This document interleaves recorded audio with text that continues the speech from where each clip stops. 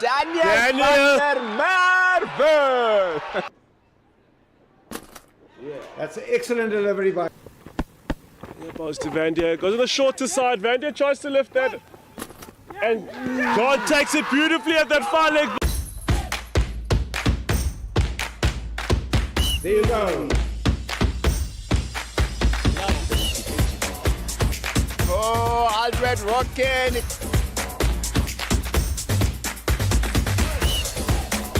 Oh, and what a...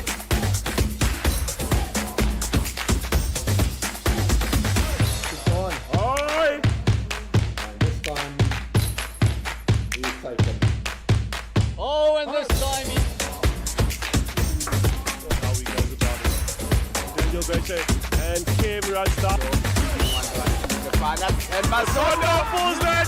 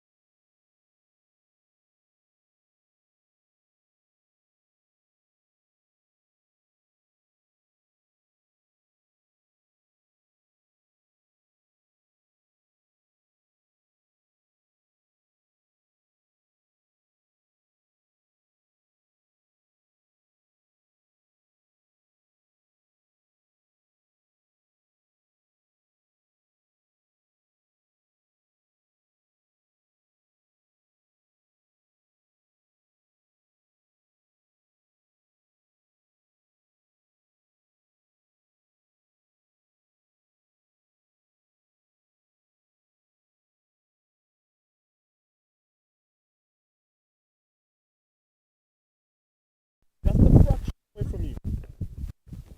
Yeah.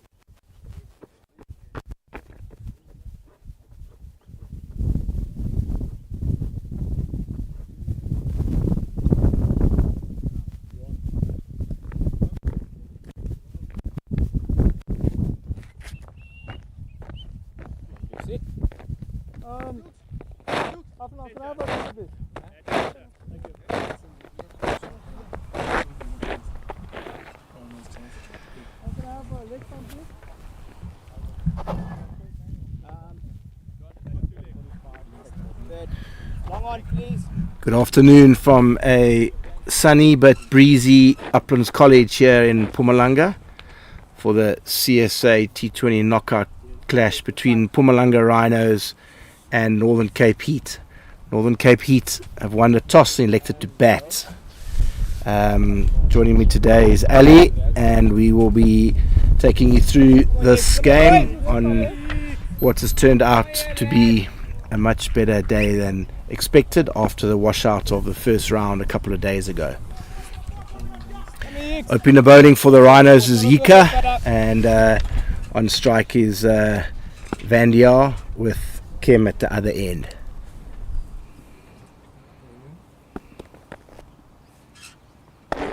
First ball dragged down, pulled out to deep mid wicket for 1.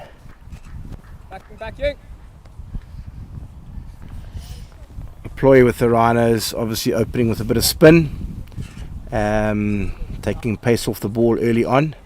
The pitch has been top dressed, like partially relayed, so it's the first game of the season on it after not being able to get on Saturday, but interested to see that Northern Cape wanted to have a bat first as opposed to seeing how it would play. Does look a very good pitch, expecting probably looking at around 180. I think the Rhinos will be happy to chase somewhere around 180 and just restrict them where they can.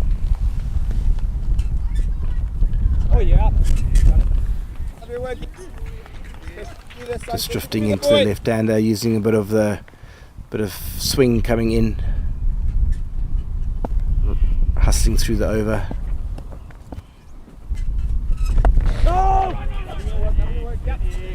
Darting them in, just using the angle, trying to hit the stumps, trying to force the batter to go across the line. Cautious, being a bit cautious here first over.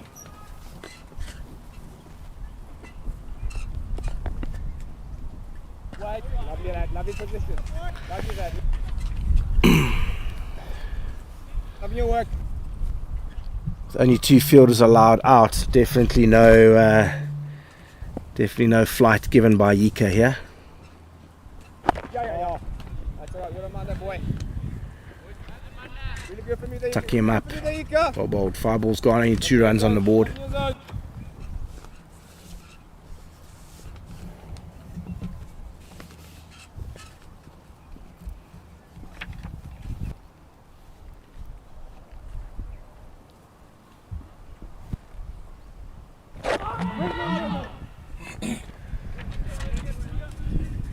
Good first over by the Rhinos, only 2 runs coming off the bat. Always good to get that first over out the way. Trying to get through this power play as quickly as they can. And with minimal damage, as they say. Gareth Dukes to open the bowling from the northern end. Right arm, medium fast. Hits the deck quite hard. Looking to see if he can get a little bit of shape with this new ball. Doesn't last for very long, but see what he can get going, can get from it first few balls of his spell.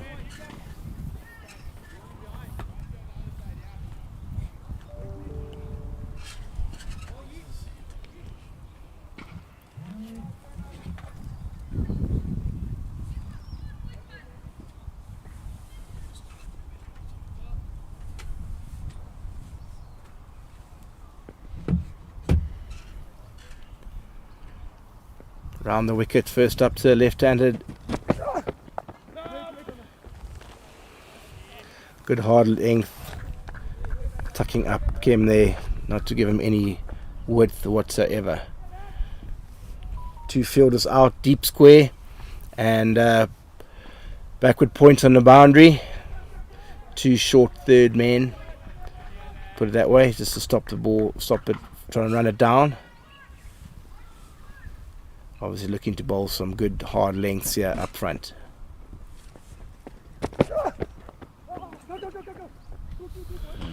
There we go, good, that slight Chinese cut inside edge. Good fielding by Aku there at 45, just for the single. That brings Vandiar on strike. 2 left-handers up front. You don't often see that, Ali. It's not often you get 2 left-handers up front in games. It's obviously one of the reasons why they bowled Yika, try and turn the ball away from the left-hander. Yeah, It is quite interesting. A very difficult situation for bowlers to be actually bowling to two left-handers. It's quite hard. Taking it back from the experience, and a very good afternoon to all our viewers. As you have alluded, it is our second, actually our fourth match The fourth match of the competition, yeah. of the competition. Yes, Mpumalanga, both these teams' second game. quite a lovely day for a good game of cricket, and a happy Heritage Day to everyone. As you can see, so many supporters have come out having a braai just on the field, on the stands there. Duke's just, previous ball just going slight bit of width for Vandier. Just used the width and guided it past short third for 4, beat the sweeper on the point boundary. And then, as what happens fairly often, is you overcompensate and has gone slightly too straight and has gone down leg 4 wide. Under pressure here now a little bit, Dukes. Full ball swinging in. Vandier punches up to mid-on for a single. It's always Ali, having watched a lot of T20 and that, I think these are the days now that it's all about damage limitation. Obviously looking to get wickets, and the wickets does stem the tide of runs, but if you can limit the boundaries, you're on a good path to having a good power play.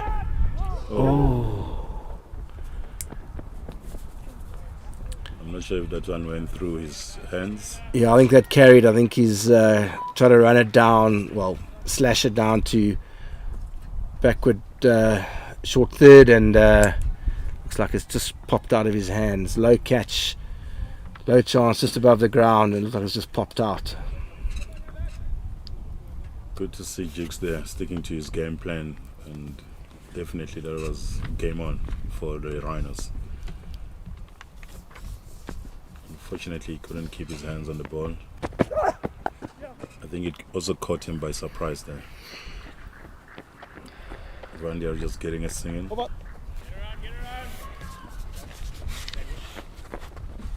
Not enough rotation of the strike, which is also working in the favor of the Rhinos in terms of trying to restrict them to a lower score.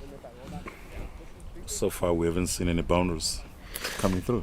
Yeah, it's just the one that That went through there. yeah, passed backward point for 4, but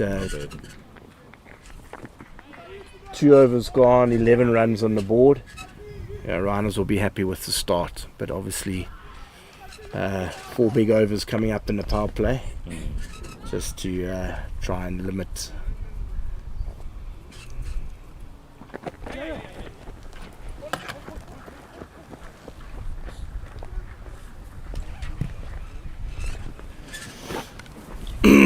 Good control here by Yika.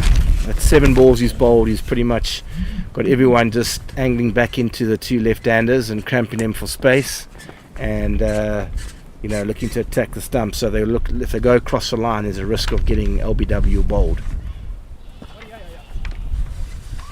Slightly fuller, push to mid-on for 1.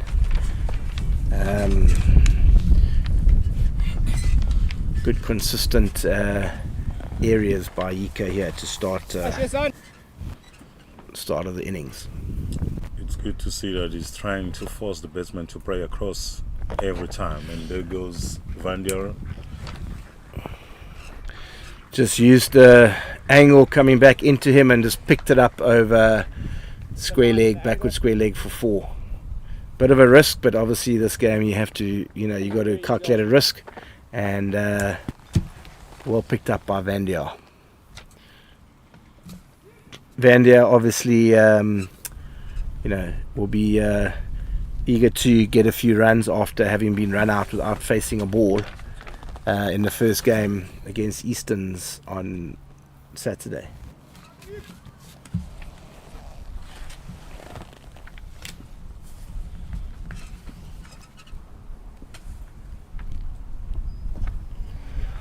come down, a bit more flight there from Yika, and Vandiar's tried to launch him back over his head, but just angled mishits inside edge onto his pad. Got away with that. It's so good to see Yika hitting good areas there, and you can see that Vandiar is just opening up now, trying to get as much boundaries as he can to try and change the game plan from the Rhinos. He's got that one all the way to the boundary for 4. Slightly fuller from Yika, and he's just hit through the line. Vandiar wide of mid-on and gone for 4.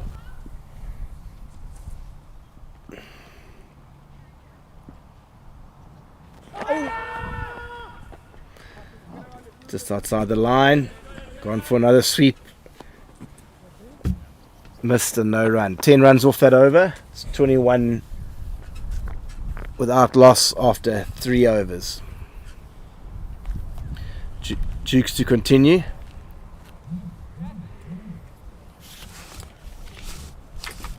He's been playing too many risky shots in 1 over, actually not taking into consideration the risk thereof.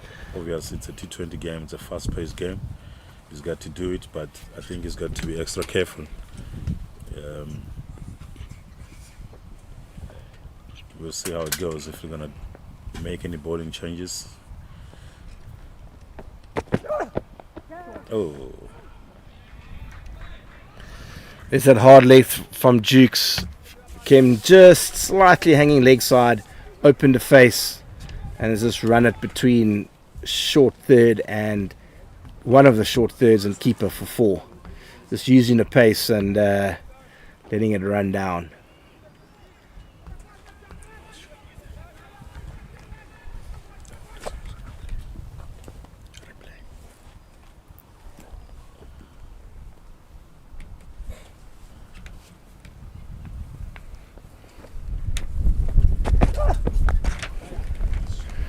But fuller from Dukes there. Kemp leans into it and cracks it through the covers for 4. Two boundaries off the first 2 balls. Puts the Rhinos under a little bit of pressure, trying to finish out the over. Wondering if there's going to be any field, any changes in the field. Looks like just going to try and execute a bit harder length and a bit straighter. picking up the gap nicely there. I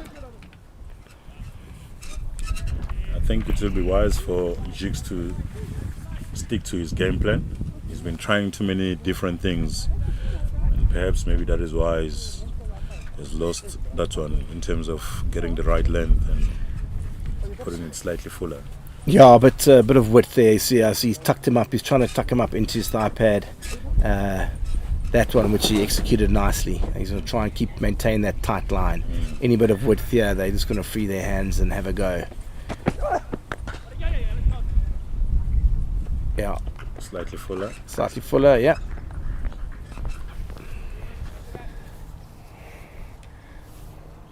Maintain that fairly straight, so he couldn't really free his arms and get it a bit squarer, so happy with the one there. 2 overs and 2 balls left of this power play. I think if Rhinos can try and restrict him to under 50, I think they'll be happy with that.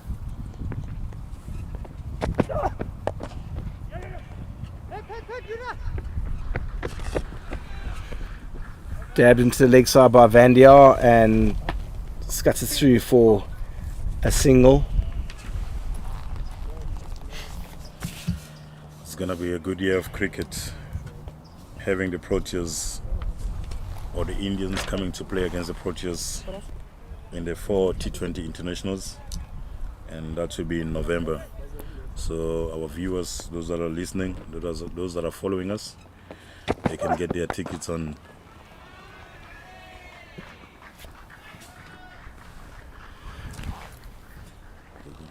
Great shot by Kemp to finish the over, a bit fuller by Duke, so he's hit him back over his head for 1 bounce 4. As I was saying, they can get their tickets just by visiting www.cricket T20.co.za. India against the Proteas, and that is coming in November for T20 internationals. And Sri Lanka will also be visiting the Proteas.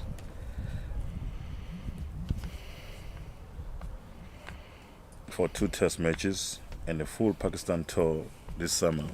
So, yeah. Exciting cricket ahead, and it's nice to get to have a lot of cricket. We have been starved a little bit of test match cricket in South Africa for the last few years, but it's great that we're having 4 test matches this summer. Fantastic. Hopefully, people can get down to the game and watch some good old hard test cricket. Sri Lanka are obviously coming first, and then Pakistan, having lost out to Bangladesh, will be looking for some revenge. Change of bowling from the south here. Yuri Sneyman comes into the attack, also a bit of off spin, maintaining the Let me start there, boy. off spin, ball turning away from the 2 left-handers. Just slight variations from the 2 from Yuka and Yuri. See how he goes. Just watching the batter, watching and see how he goes. Just dabbed into the onside there by Vandia for a single. Rhinos won't mind this at all. They can just get away with 1 or 2 more boundaries in the power play. They will be satisfied of from a runs perspective, but obviously would like a wicket or 2 to take with them at the end of the power play. And what's your take on this cricket pitch today? It looks a good track. Looks fairly true. Not much turn. Obviously, it's a new ball, but I think it's just a question of it's not going to change too much during the course of the afternoon, I think. So I think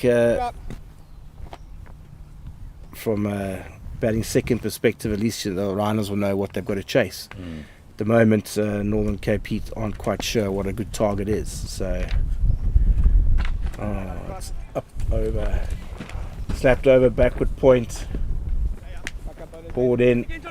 Looking. 2 runs to Kim. 4 balls bowled, 7 runs already in this over. He's got to put it back a bit. Slightly losing it there, Yuri Sneyman. Old. See, hopefully finish the over. Looking to finish the over well. I think it's a case of everyone sitting back on a ring, give them a single, and they'll take that. Obviously, trying to limit a boundary. He's gone, picked it up over square leg for a couple of bounces for Bandial's calculated risk of going across the line, and he's executed again, and that takes the score to 47 after 5 overs. Let's look at the replay there. There goes Vandia on one knee once again. A couple of bounces for 4. He picked the line outside off, knew that he missed, then he wouldn't be able to get out or bowled, so and executed well. Change of bowling from the northern end. Temba Maupa. Left arm seamer. Been a bit in the wilderness as Temba, hasn't played for 4 or 5 years professionally. He's been playing up in Joburg in the leagues up there and got noticed by the Rhinos. Heard some good reports about him, seen him bowl a bit. Looks a good little prospect.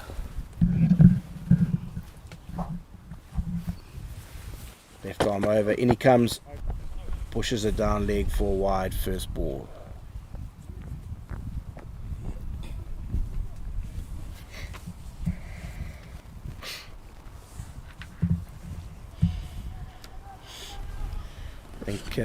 I'm looking forward to see what he can bring for the Rhinos after he hasn't played so much professional matches.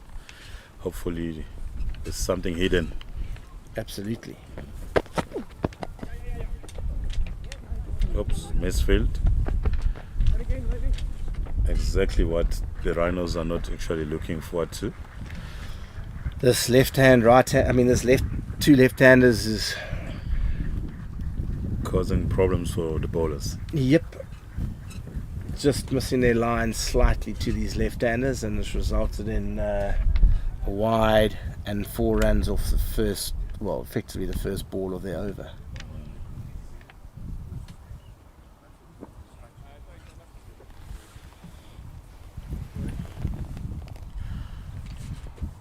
Two misfield, 1 drop catch, and that is actually costing them thus far for the Rhinos. No!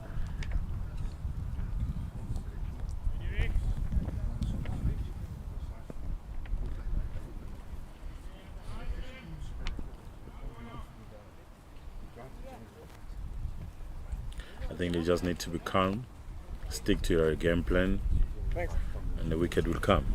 Hit the right areas. So far, we haven't seen that one happening.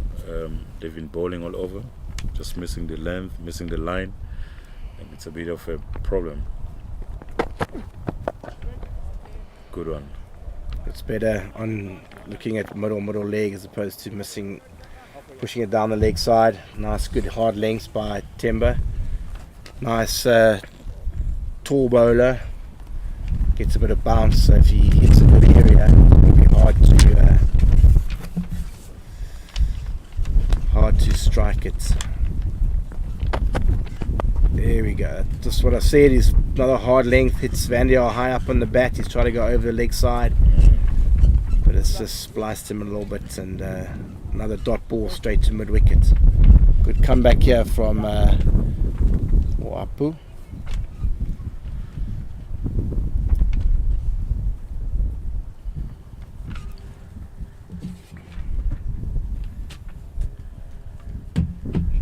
Jonathan has been going across the line all the time. I'm actually waiting to see him going over the line to try and see what he can bring from that attacking role. You can clearly see the game plan is for him to attack. And, Yeah, utilize the power play, get as many boundaries as they can, and get the team off to a flyer. 22 off 16, and Kim 28 off 18. there we go. Pulled it through mid wicket. Sliding stop by Fanikak. Gives him enough time to get back for 2. Last ball left of the power play, 55 runs on the board. I think Northern Cape Heat will be happy with that. They also had a good start on Saturday, but seemed to fall away after.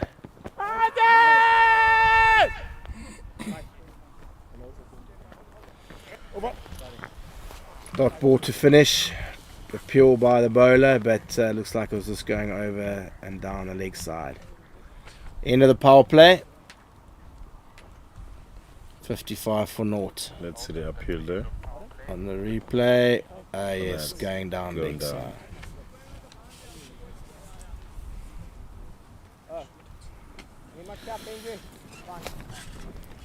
Good start by Northern Cape. The run rate is just below 10 runs and over. Just in 6 overs gone. Actually 5 overs gone. They're already on 55, so we're anticipating a big score if they carry on the way they're going. Yeah, end of the power play, field is spread, and Shane Dadswell, another new recruit for the Mpumalanga Rhinos, comes on from the southern end. He'll look to mix up his pace, and just like that, a little slower to start, yeah.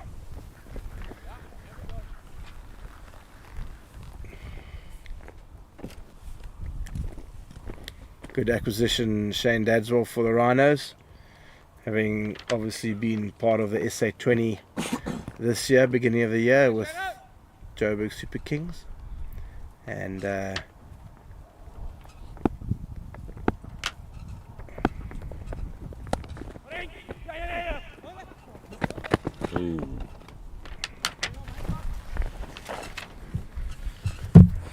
thrown to the wrong end, I think. There would have had a non-striker. Kim easily got down there. I think Vandia would have been struggling at the bowler's end if he had picked up and thrown that end.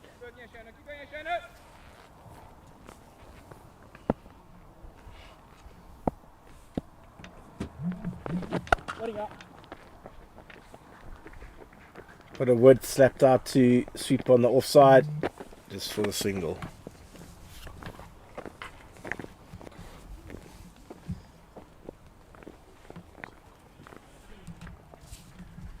Ticking along here. Dad's all using all of his experience, just mixing it up. Happy with the singles off each ball.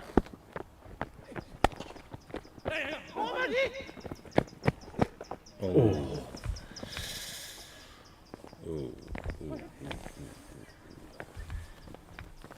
Miles out if he had hit there. I think you'll see on the replay that he must have been 3 or 4 meters short here. Vandia straight to Mayet, and he's just walking and cruising. He knew he was gone. Yeah, halfway down.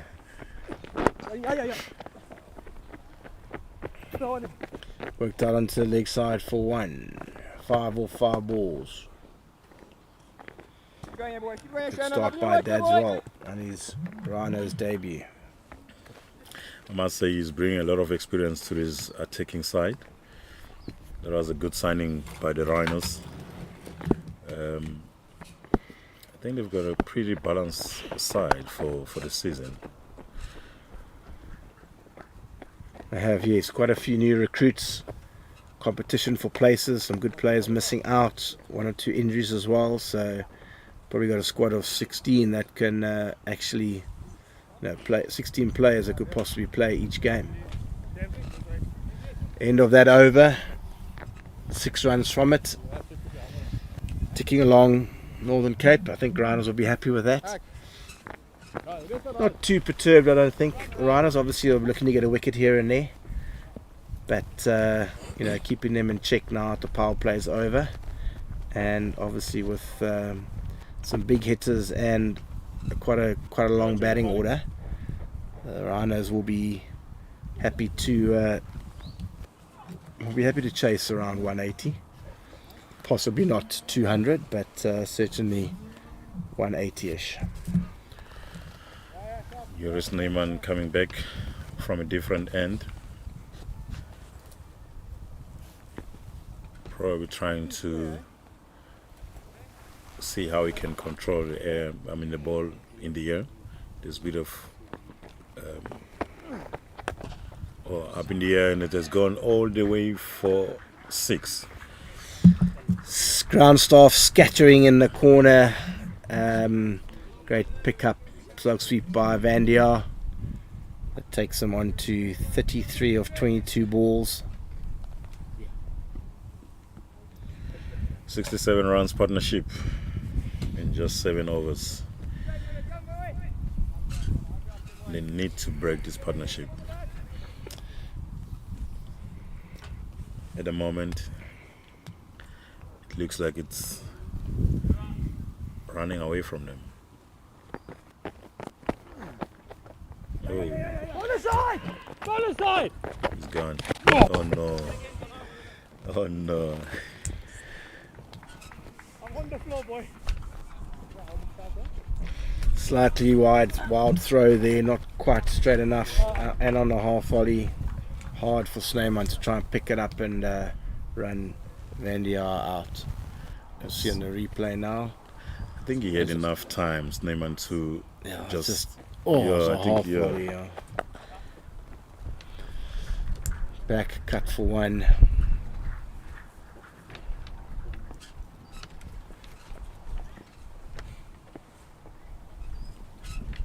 There was a good chance there. Second or third possible run out chance ahead. Oh no. Drop Another chance gone begging. Bit of a mishit, and I think the bowlers, Snowman's misjudged it. Hasn't quite got his hands out to grab it. as I was saying, I think he's not waiting for the ball to get to him. He's actually reacting too quick. From that run out, if he had just waited a bit longer, he would have got him out. Again with his drop catch, if he would have just waited a bit longer, it would have been an easy catch. It's never easy taking a caught and bowled. You're trying to judge the pace off the bat. Obviously, you're still finishing your action. So I think he's just misjudged it there. But good end to the over, dot ball. You can see the bowling figures. Yika started nicely, 2 overs up front. Duke's second over obviously went for a bit of tap. Yuri went for leaped the boundary and obviously a 6 on his second over. And then Dadswell obviously coming in after power play, using all his experience and just mixing it up, only going for a runner ball. Dadswell back in. Oh, It's the first one we've seen past the outside edge. Just rolling his fingers across the ball there, Dadswell, forcing Kim to try and guide it, but just missed it.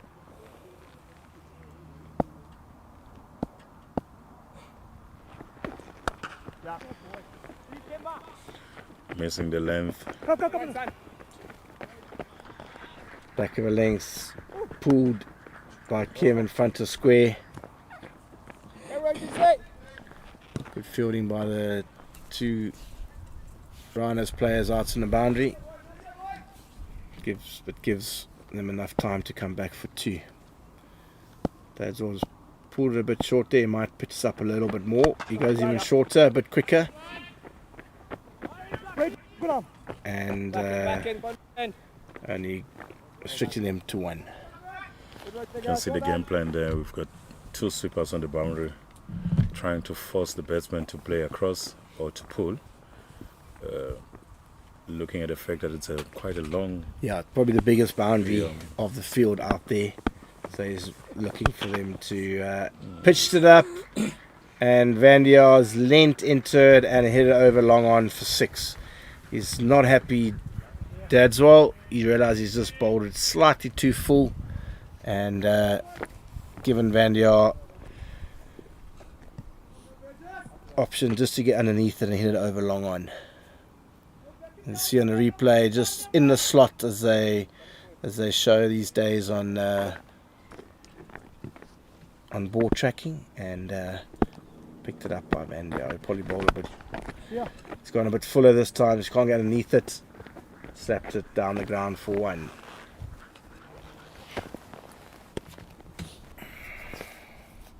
Takes the score up to 81, and it's and maintaining this run rate of just under 10 and over, with 10 wickets in hand.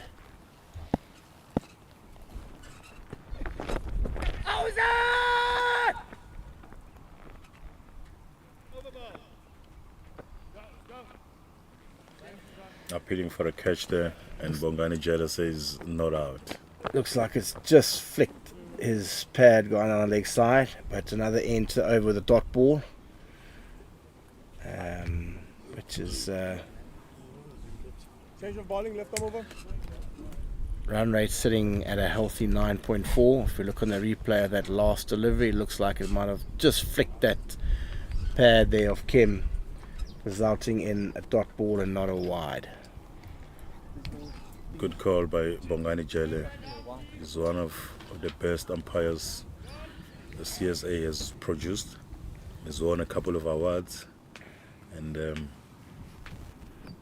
so good to see him in Nelspruit, in Mpumalanga. Yeah, speaking to him earlier, it is his debut here. He hasn't been here before, so it's great to have international umpires here. Angled into Van Dier, he just picked it up, beat mid-wicket, and on the angle has gone for 4 in front of square. Van Dier on 46, causing a lot of damage for the Rhinos. Probably saying to themselves we should have taken him long time ago. With a couple of chances that they had, misfield.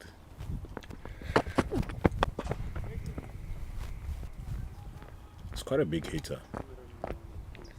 Yeah, I think he's realizing now, obviously, it got off to a good start. He's got himself to 46. He's going to keep playing. A lot of gap here with the ball angling into him. There's a big gap on the leg side past the two fielders at mid-wicket and long on at mid-on. So he's just got to get his line right here and not go a little bit too straight. Otherwise, Vanya's going to look to go over bowl. Good response. Full in the block hole, Vanya just digs it out for a single. He moved to 47 of 30 balls. Just trying to be as careful as we can be, realizing that he's on 47, almost on 50, halfway mark. Angled in again, just for the leg by. Or has he got an inside edge on that? Gone away for one. So good, again, good comeback by Tembo Mapu.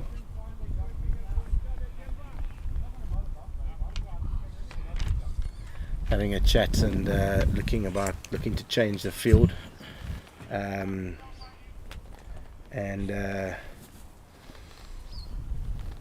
Deep wicket goes out and finally comes up in the ring. So I wonder if Vandia might possibly walk across here and try and flick it behind square for 4. Let's see what he does. Nope. Bowls it, digs it in, gets the extra bounce for being nice and tall, and Vandia kind of just works it off his body behind square for 1.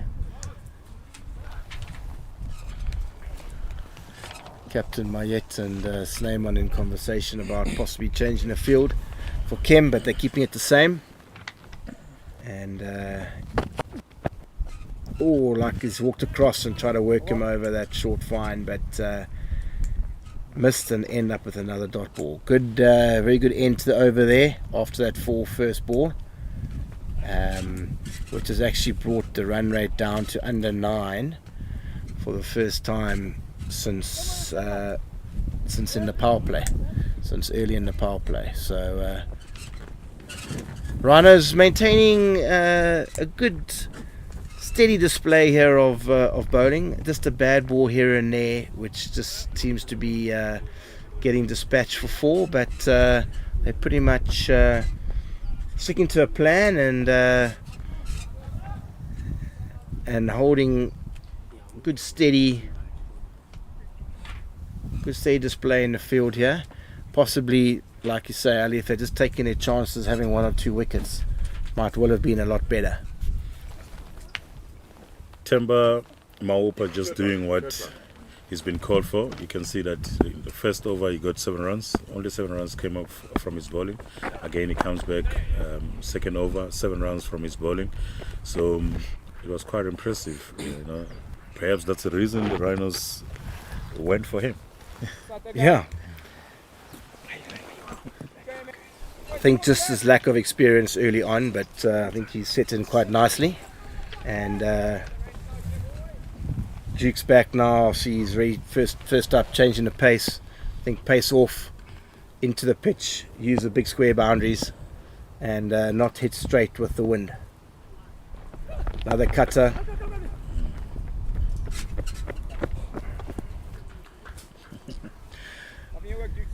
Vandia, must say, for a big strike of the ball, he has actually run pretty well between the wickets. Obviously, Rhinos have had 1 or 2 chances to run him out, but he sits on 49 of 32 balls. Wonder if he's just going to look to work it for 1 or go for a big shot. Cheeks comes in, looks like another cutter. He's gone for the big one, but he's headed out to deep mid-wicket, and that brings up a well-played 50 from Vandia. 50 off 33 balls. Good cricket that he has showed us today. Looking at the fact that he was able to run in between the wickets, changing strikes and all that, and giving us a couple of big shots also. It's a good 50 from Jonathan Vernier. Another bounce.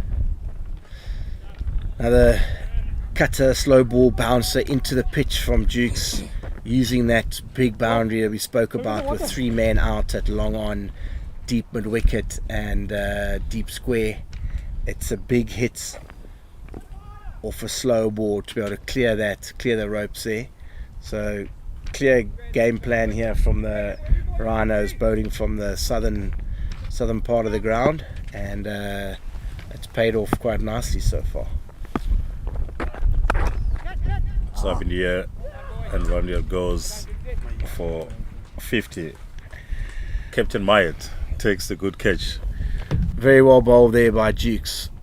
Into the pitch again, and Vandier knew it, so he's given himself some room, and Dukes has just followed him, cramped him up, and he's tried to get it over the offside, but because he's obviously taken pace off the ball, it's been a hard one to get over.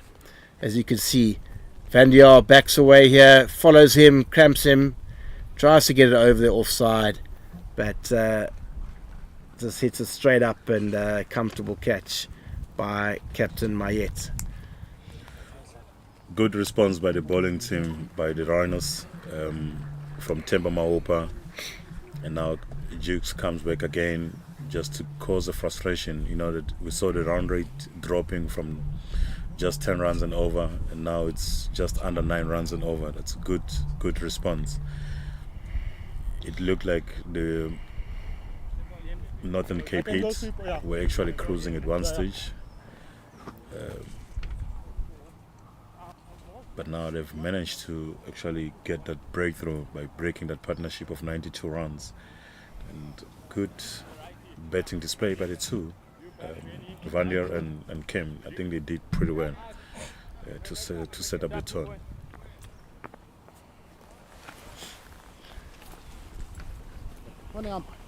Looks like it's Leteku coming into bat. He had a great knock of 70 on Saturday, and after losing, coming into bat, I think the second or third ball of the game, after of the innings, after Vandier was run out, and so he'll be full of confidence.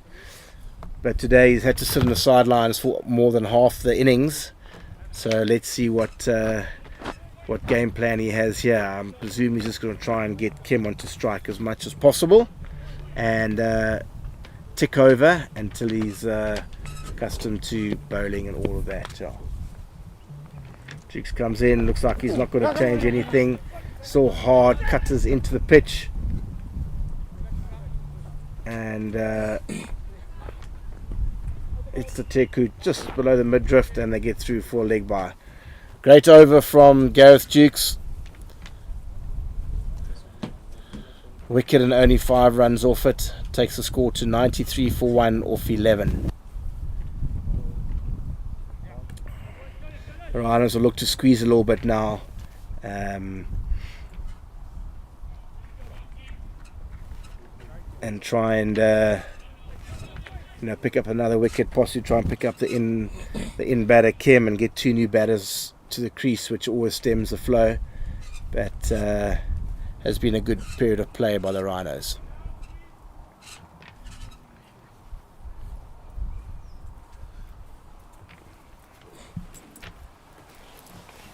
Interested to see what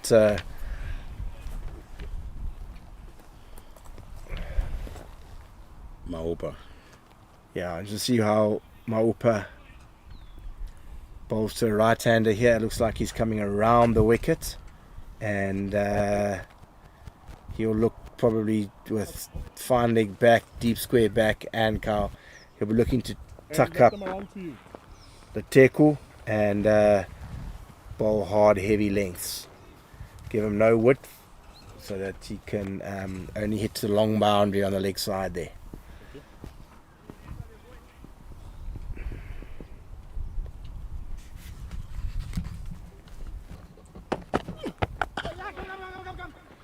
Oh, Fielded in the covers there by Cook. top class. Tackle off the mark.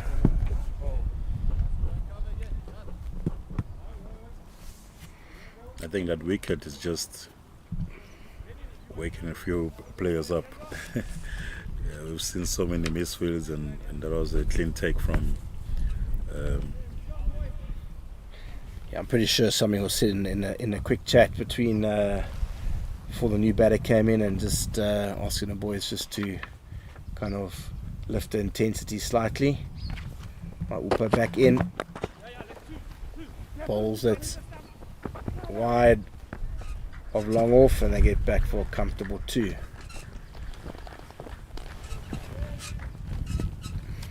Change of bowling attack there from Maupa. You've seen him bowling slightly shorter from the previous 2 overs, and then now slightly bowling fuller. Perhaps he's trying to force them to drive. Yeah, I think he's just fallen away there and pushed it down the leg side for a wide. I think obviously now with the loss of Vandier, Kim's going to probably try and doesn't want to give it away now due to the fact that doesn't want 2 new batters in. It's a straight back past the bowler. Mayet runs around, and good running back for 2. Good fielding by the captain at long off. Probably slightly too full there from Maupa, and just wants to pull his length slightly back from there.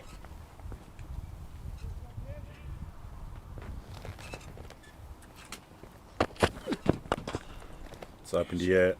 Oh, wow. Oh, what a catch by Yuri Snyman.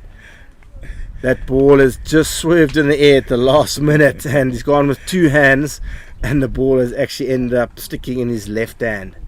Kim's just catch. great catch. Kim's just dragged that, try to go over long on, mid on, and if you watch on the replay here, Maupa comes in, just angling in. Oh, Wow, that's a beautiful catch. That's a beautiful one. great catch. He's just come across it because he's turned on the shot. He's just turned the bat, so it's like kind of top spun it, and it's just swerved, and a great catch by Snyman at mid-on. Good change of technique there from Themba Maupa. As I've just indicated, that slightly bowling fuller, forcing the batsman to be driving to play shots, and it has worked in his favour. He got a wicket, breaking that 5 runs partnership. And as going for 42. Good passage of play by Rhinos. Both the set batsmen are out, so 2 new batters at the crease. The Tackles only faced 2 balls. Now in comes Captain Ruan. In comes Kleinan, sorry. He will look to definitely give it a bit of impetus and try and hit some clean shots. I see they're sticking with the left hand right hand combination, and just to try and get the big, change it up for the big boundary and slightly shorter boundary on the one side. Upa's in. Oh, he's gone too straight there and pushed it for another wide down the leg side.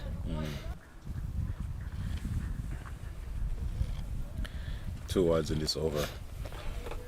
It brings up the 100 in the 12th over for Northern Cape Heat. Okay, let's try and attack the stumps here and try and get 2 straight.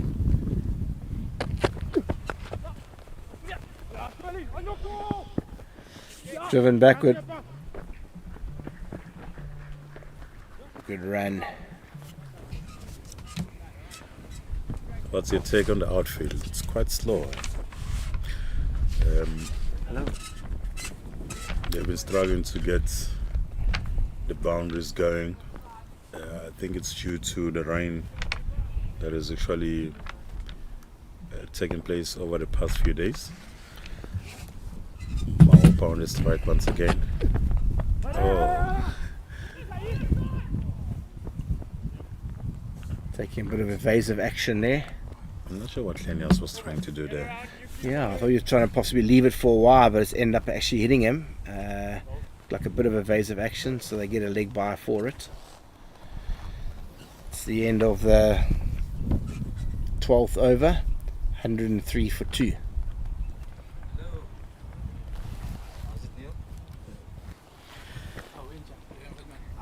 As we were saying, it's going to be a quite good season of cricket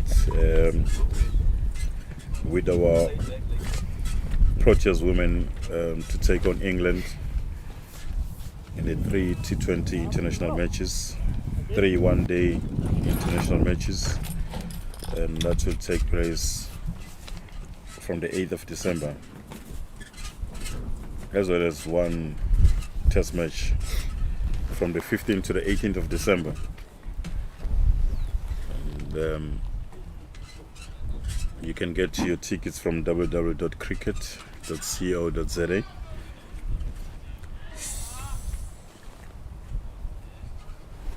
Another chance of which the Rhinos couldn't take. Another run-out chance that they will have taken. Let's see on the replay there.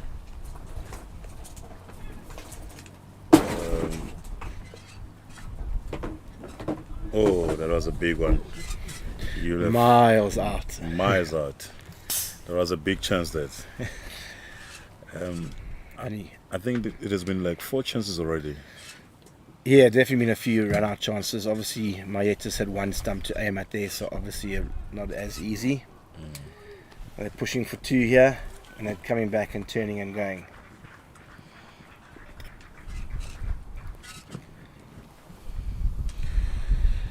And once again, we've got an exciting men's domestic T20 schedule to start on Friday 27th of September. Yeah. So if you're looking forward to it, you can get your tickets on www.cricket.co.za.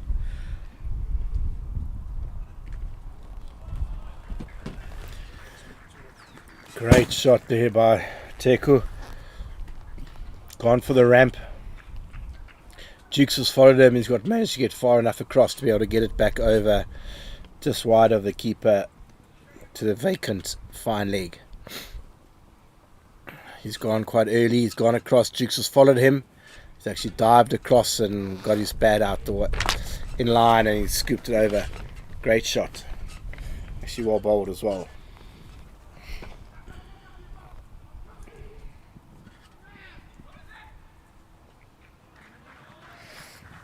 Another great running here by these two.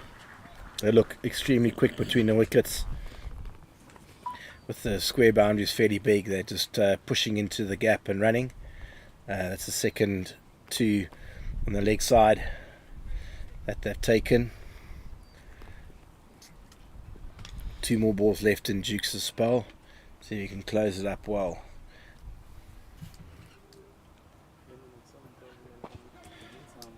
Off he goes again, looking for 2. No, not this time.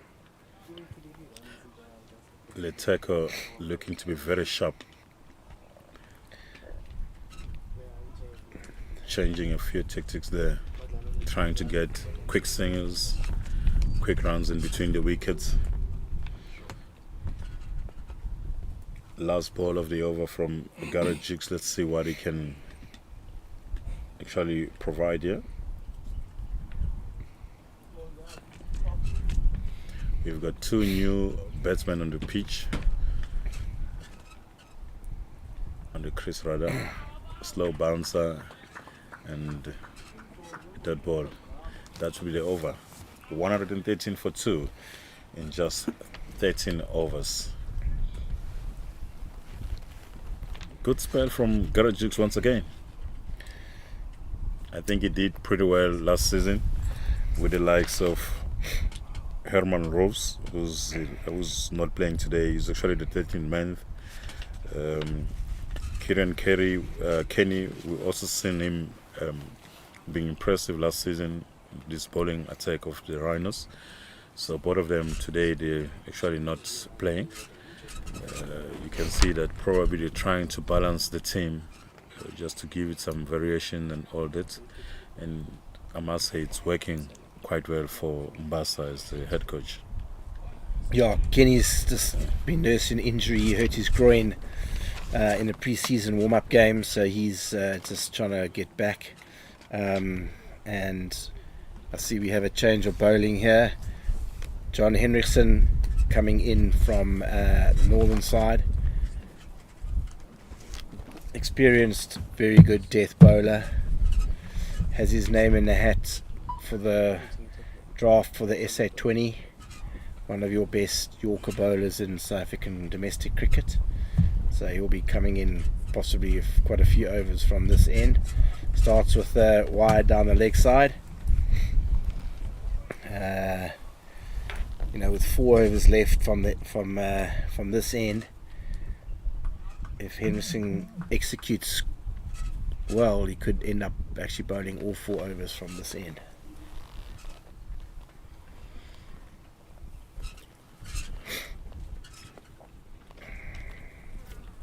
Oh, And with that, good hard length, chop on by Leteko, and knocks out that leg stump.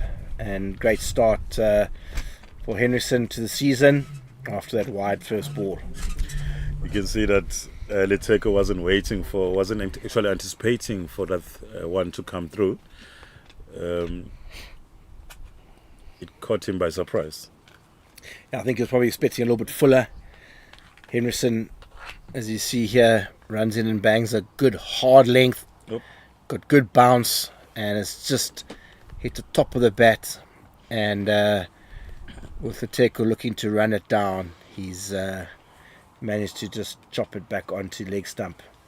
Another important breakthrough by the Rhinos. Stem the flow, and from there I think they're going to now, still going to be a left hand right hand combination, but 2 new batters back at the crease again. Captain Harsbrook comes in after having made the move from Limpopo last year down to Kimberley. The captain who lifted the trophy in this competition actually last year has now made the move and is captaining Northern Cape Heat. Good response by John Hendrickson, just after bowling that one wide ball from his opening spell, and then responds by getting a wicket. I think it works on his favour.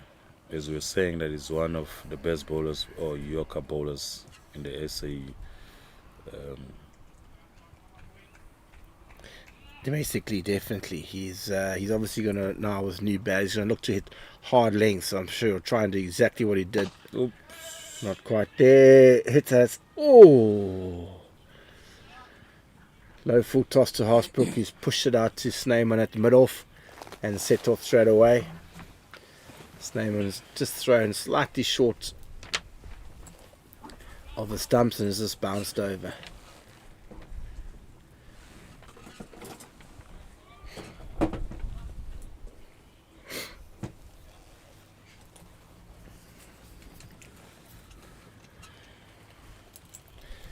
Change of field. Yuri Snyman comes to long on here. Yasser Cook going out to deep mid wicket. Henderson coming around the wicket. He's going to look to angle in, and with 4 men out on the leg side, he's going to be firing it in towards leg stump. Let's see. And he comes, like I said, good, executed pretty well. Bit of luck there by Kleinhans. He's tried to kind of go hit it through mid wicket, but he's got a leading edge and it's raced backward of point for 4. You see on the replay here, he's come and he's given himself room. To be fair, he has opened his face a little bit, think he's backed away a little bit. Henderson might want to just follow him possibly a little bit more if he keeps backing away, and make him that he has to hit out to the leg side.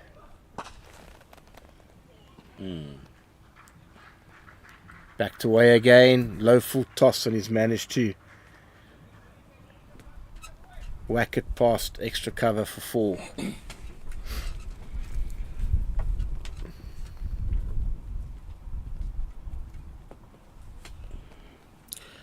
Exciting giveaway from the Wozanawa T20 Challenge, 1 million student giveaway prize. 10 lucky students stand a chance to win up to 100,000 rands towards their outstanding tertiary fees. Great strike by Kleinhans there, length ball from Henriksen, and he's hit him straight back over the side screen for 6. As I was saying, the only way you can get a chance to win these amazing prizes it's by simply attending any of the CSA T20 Challenge game. And for more information, you can get it on www.cricket.co.za and stand a chance to win 100,000 rand towards your outstanding tertiary fees. And this is a chance for 10 students, so it's quite a big one. Quite something for them, yes, absolutely.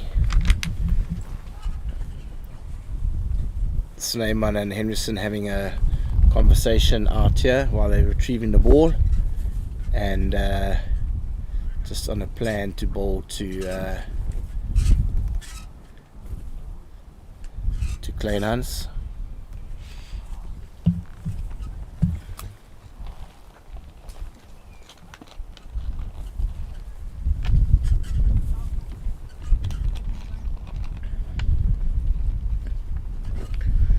Overs gone, 129 for 3, with Kleinhans on 17 after 7 balls, and Ruan Hasbrook, the captain, just on 1 after 1 ball. Another quick run from Kleinhans. From Hasbrook. 14 overs gone, 130 on the board. Ali, I think we're still on for 180ish, 190. The run rate has picked up a little bit after that over to 9.6. But if the Rhinos keep taking wickets, I think they want to try and restrict them to around 180, 190. A nice breeze actually blowing from northerly breeze blowing, which makes it quite a short straight boundary down towards the swimming pool. And I think this afternoon some of the Rhinos batters were looking to target that area of it. Shane Dead's one comes under attack. A slower bounce, and only getting one from his bowling. A lot of experience is bringing to the Rhinos side. Yeah, I think having played a lot of cricket, Dadswell having played a lot of cricket, he would have realised that it's quite a nice pitch, so taking a bit of pace off it, making the batters actually create their own pace, and also especially clever not pitching it up with, because obviously the wind is bowling into quite a stiff breeze, and making them look to hit towards the bigger boundary, and restricting them to ones and possibly twos, which obviously isn't the end of the world, but always good to have an experienced campaigner in the side. Yes. Saying that, Hasbrook has just stepped across and whipped him over deep square for 6 to the slightly shorter boundary.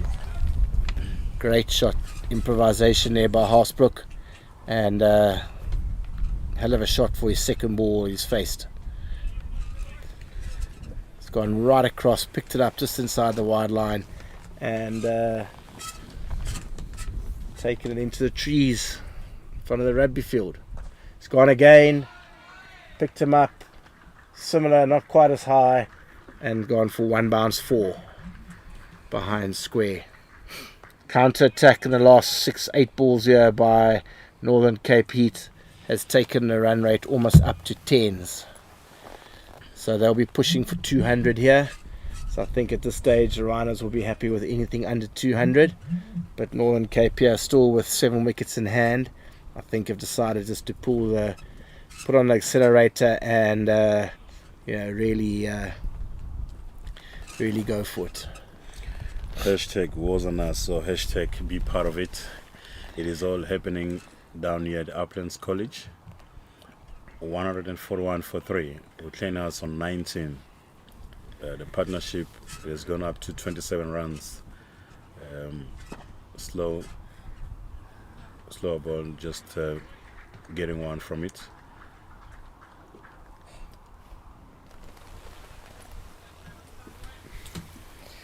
It's great to have the start of South African domestic season up and running again.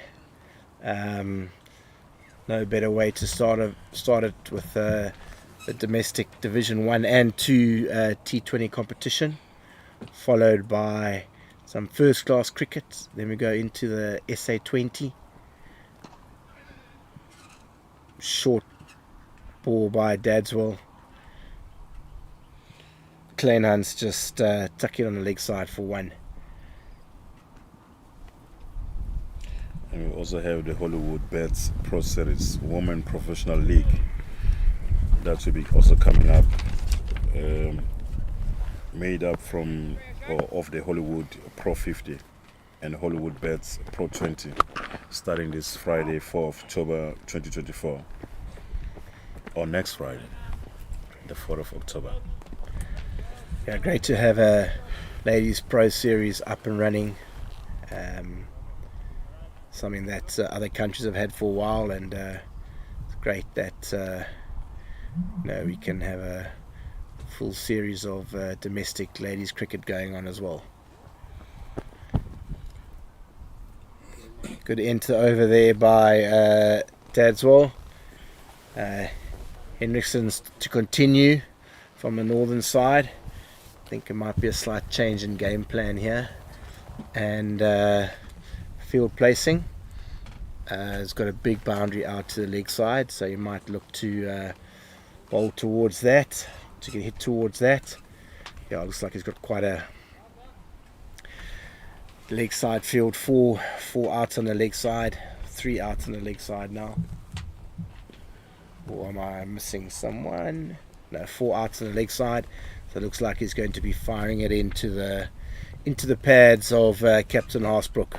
And he comes, starts with an awesome slow ball bouncer, of which Haasbrook manages to get out the way and bounces in front of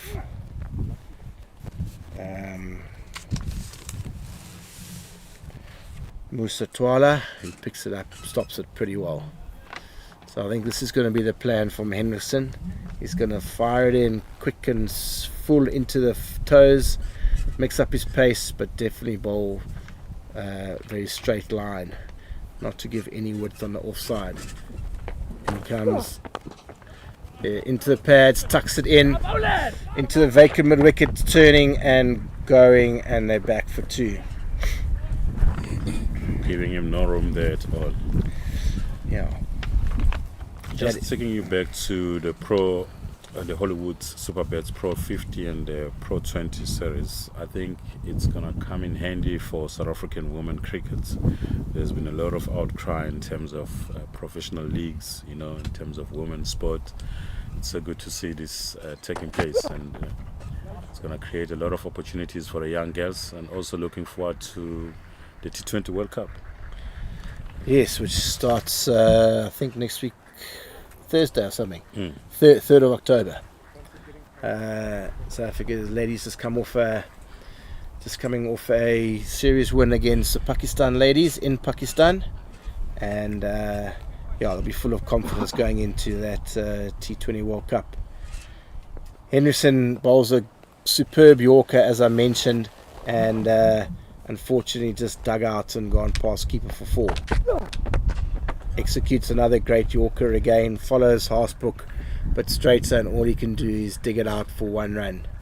I think this might be Henderson's go-to ploy now to the right-hander, just firing it in, just leg stump, just outside leg stump, and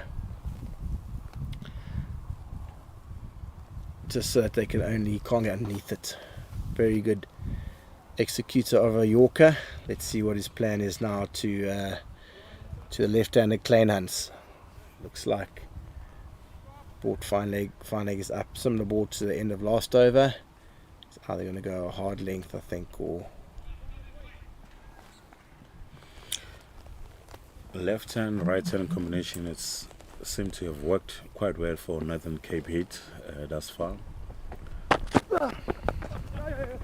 Good bowling from Hendrickson, just a slower ball there, giving no room for Kleinhans to get anything from it. Around the wicket, followed him, saw him back away, followed him all the way into his body, and as you say, you can only just work on the leg side for 1. Once again, his experience making a difference within the Rhinos side in terms of their bowling attack. John Hendrickson.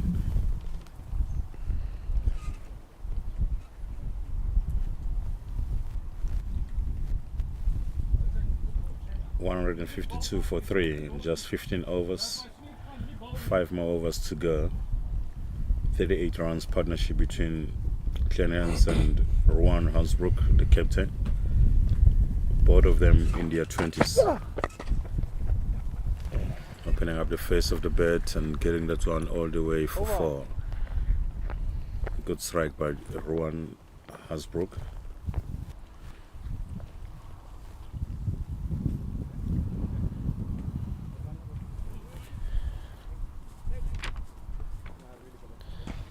Another good execution of a full ball, but with that field placing, with sweep on the offside up, that's end up going for 4.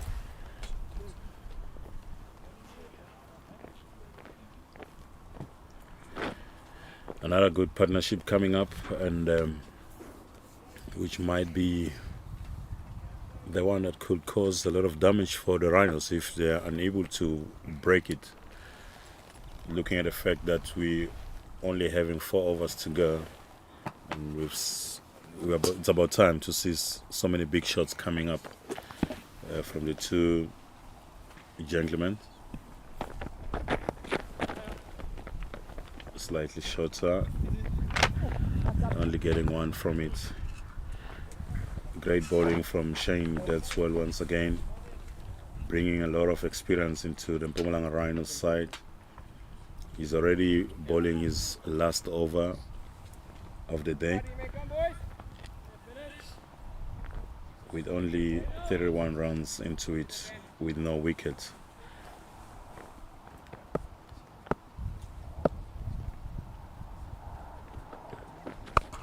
Another short one and a good pull from Ruan Hansbrook, and it takes another boundary that takes him to 28 of 11 balls.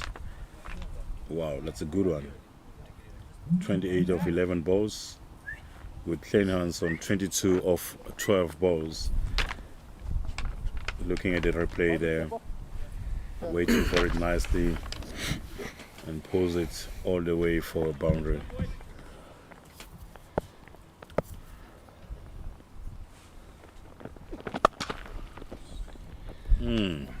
Through the covers, picking up a gap nicely there. Bit of width by Dadswell, and Haasbrook has slapped that through the offside for 4. He's come out here firing as Haasbrook, captain, really capitalizing on anything and hitting the ball sweetly.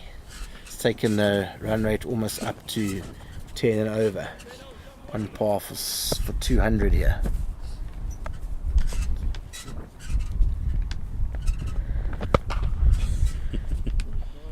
It's up in the air. Slow ball outside off, and Dadswell has got his man. Short cutter into the pitch, well outside off, and Haasbroek has dragged it to deep cow, where Yasser Cook has taken a good catch. Important wicket that, Ali, for the Rhinos, because Haasbroek was striking at just under 300 here. As you see in the slow-mo, short way outside off, he's dragged it, and great catch, good catch there by Yasser Cook. Much needed wicket there for the Mpumalanga Rhinos. Once again, the experience coming into play there from Shane Dadswell. He knew exactly what he needed to do. Just bowling slightly shorter outside off, making sure that he's got his man on the boundary. Yasser Cook not making any mistake there. Good catch from him. Waiting for it nicely. And that's a good wicket. I think that's a big wicket from that partnership. They were cruising nicely. If you go back and look at how many runs they've actually scored from just 24 balls, 51 runs of 24 balls. That's a big partnership there. Ronan Herman, a new batter. Dadswell comes in again, just pulling it into the pitch, cutting it into the pitch, and dragged it around there, Herman, just for the single.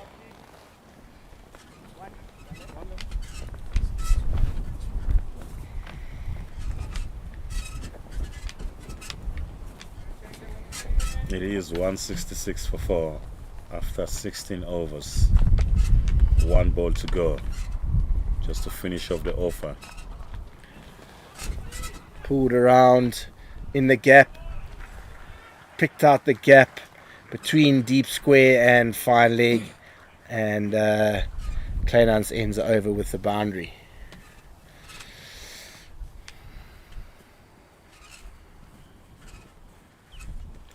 You could see the Shane not being happy from that last ball. He knew he would have done better than that. Just slightly straight. Kleinans has moved slightly across so he could get it behind square and hit it for 4. And as it stands, we've got Temba Maopa 1 for 23, Garajix 1 for 36, Shane Dadswell 1 for 44. That's quite expensive though, but I think he has done pretty well in terms of trying to bring the run rate down at one stage. John Hendrickson, with his massive experience, coming in there, just bowling 2 overs, 1 for 29.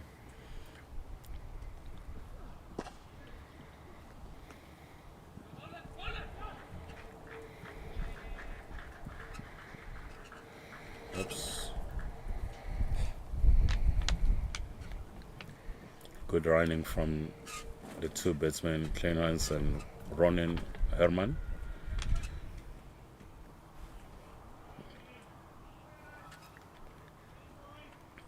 As you have said, they've decided to keep on John Hendrickson to just go through his overs, and he's doing quite well, mixing it up nicely and getting that one through point and 4 runs from it. Tucker Herman's just give himself slightly bit of room here, and yeah, just on a bit straight. That's just gone missing off stump. It should have been possibly above the leg stump, not above off stump. Yeah. Great execution of the Yorker again, firing it into middle leg, just a single.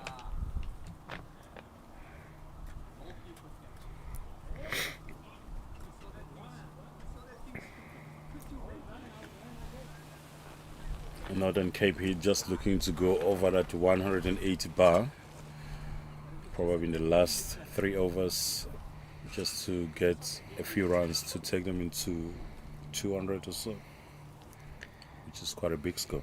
Yep.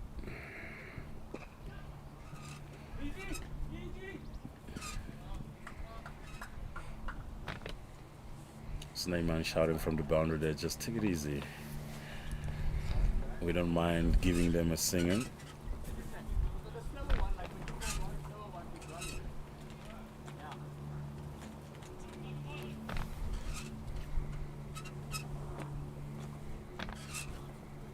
Just 8 runs from this over thus far with 2 balls remaining from John Hendrickson. Let's see if he can be able to keep it tight. Oh, good bowling. And he gets a dot ball. Another well executed Yorker. Past Herman, just missing the stumps for a dot ball. See, they're giving himself room, and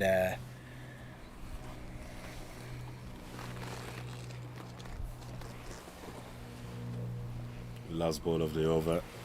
can he finish well?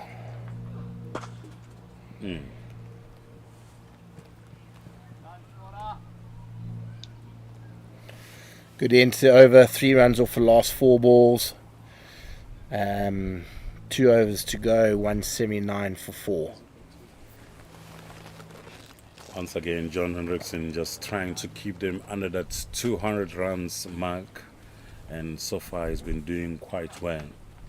Looking at the scorecard there, Jonathan Van Der being the main man, 50 runs of 34 balls. Enes Kem, both opening batsmen, they did quite a damage for the Rhinos, getting 42 of 34 balls.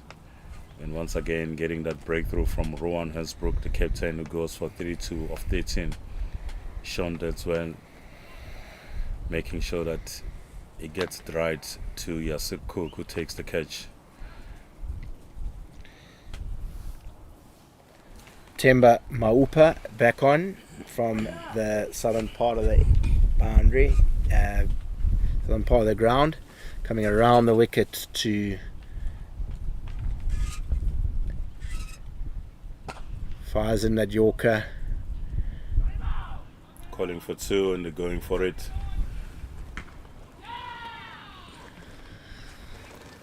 Slightly too wide a throw there from the boundary, meaning Musa Twala had to dive and try and run out Herman, but they get back for 2. Pick up, throw, just slightly too wide. Good running in the end there. Musa Twala having to dive into the stumps there. I think he's been very sharp on his wicket keeping today. Yeah, very good keeper, very nimble on his feet.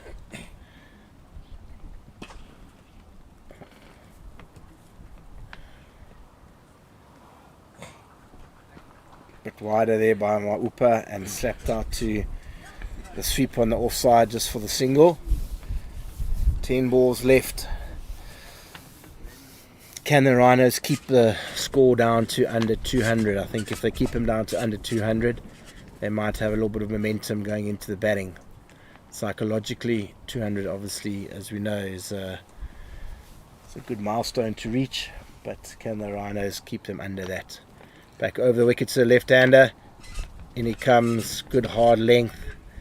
That with his height, just a little bit extra bounce and just bouncing over Kleinhans's bat for a precious dot ball. Good start to the over here by Maupa. Can he finish it well? Good to see Musa Twala there getting involved, just saying a few words there, trying to get the field placements going. Just a bit of width there, nice and full, and Kleinhans has just opened the face and slapped it back behind point for 4.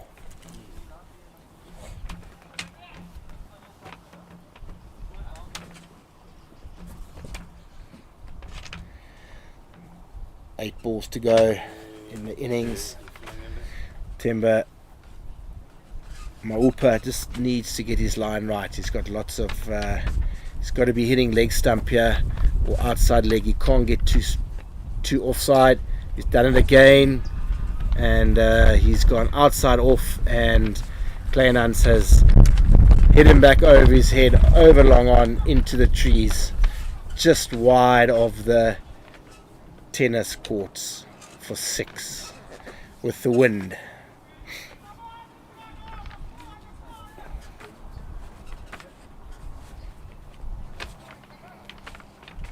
That brings him closer to the 200 mark. 192 for 4. 1 ball left in the penultimate over.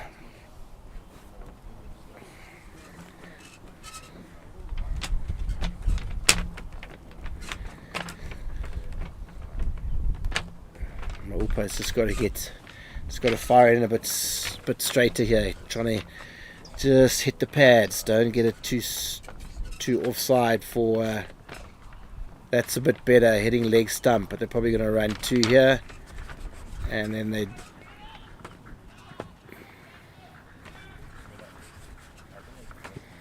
back for 2 in the over. 194 for 4 with 1 over left. Good running again by those 2. Kleinhans's taking his score up to 39 off 18 balls. So we have a quick look at the bowling figures.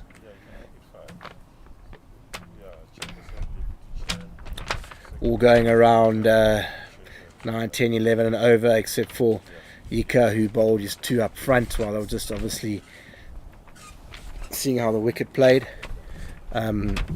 Henderson to finish here, big last over, and he'll be looking to keep it down to 6 to 8 runs would be a good result here for the Rhinos.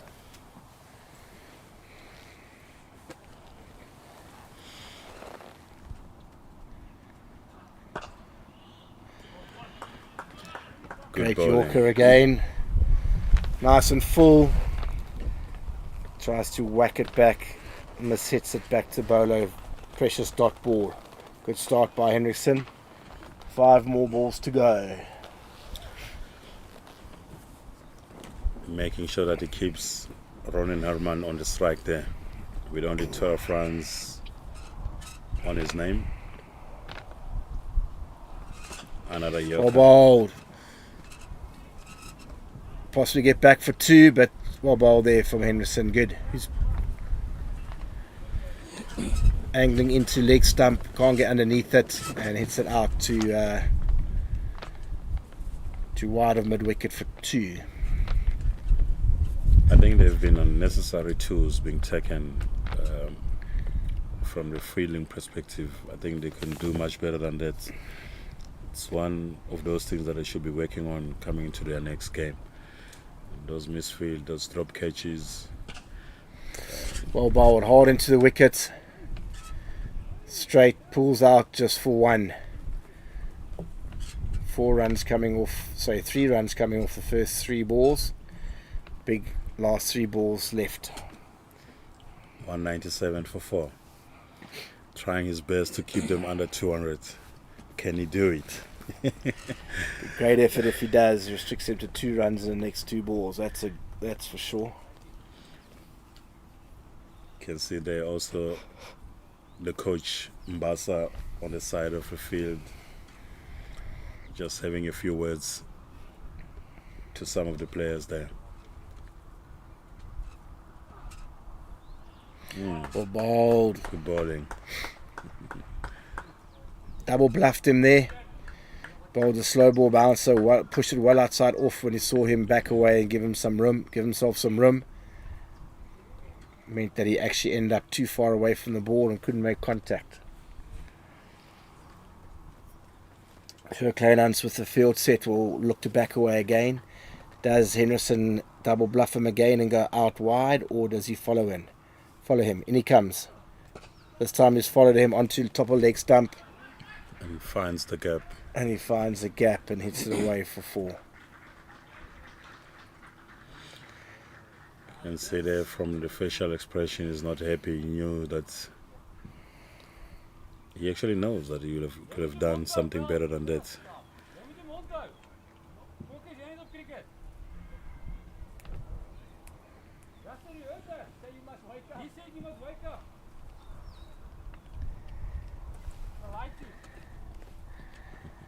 Last ball coming up here. What's he got up his sleeve here? Well bowled. Bongani Jele calls it a wide.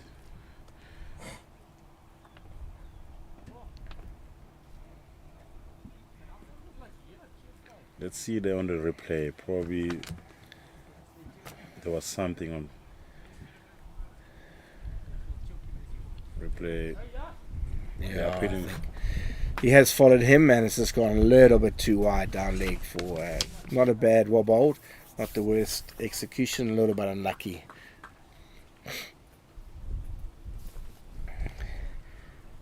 So he comes in. Pace off and threw the ball great into the over, and good last over. Only 8 runs coming off it. there it is, 202 for 4 after 20 overs. Klein Hans on 43 of 21 balls. Ronan Herman on 15 on just off 11 balls. Mpumalanga Rhinos, they will need 203 of 20 overs. Can they do it? That's a big question there, Nick. It's going to be a tough chase here, but the wicket does look like it's still playing pretty nicely, and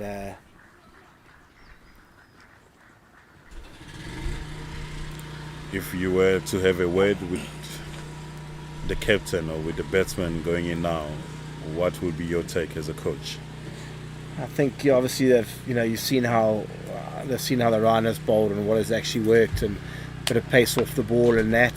So I think question of just setting themselves, looking to obviously hit down the ground, obviously use the wind from the one end, but you're probably going to find that there's going to be a lot of mix-ups, change of pace, and obviously as we saw there, lots of running hard between the wickets.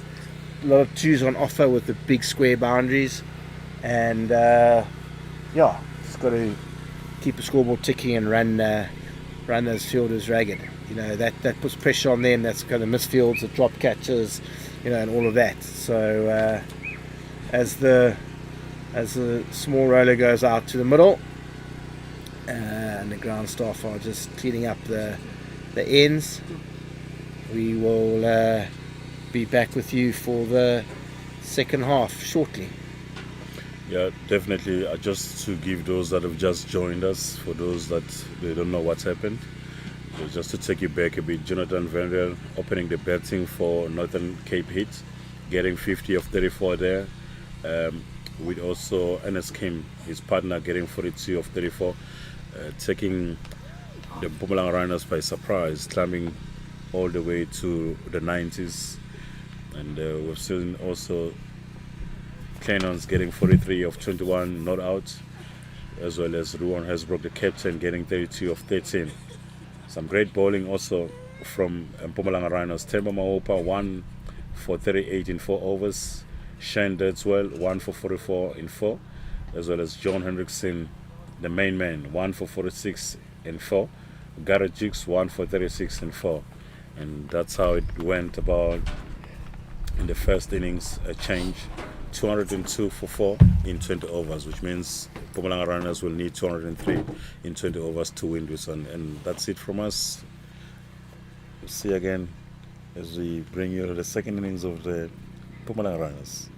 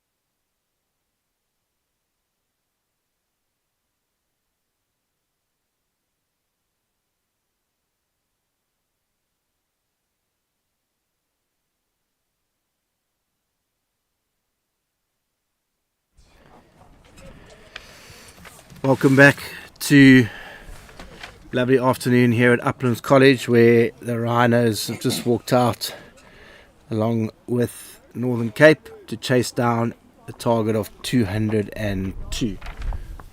Stiff total ahead, but the pitch looks great. Bit of breeze for the batters to use to shorter boundaries, and let's hope that we're in for a good afternoon's run chase.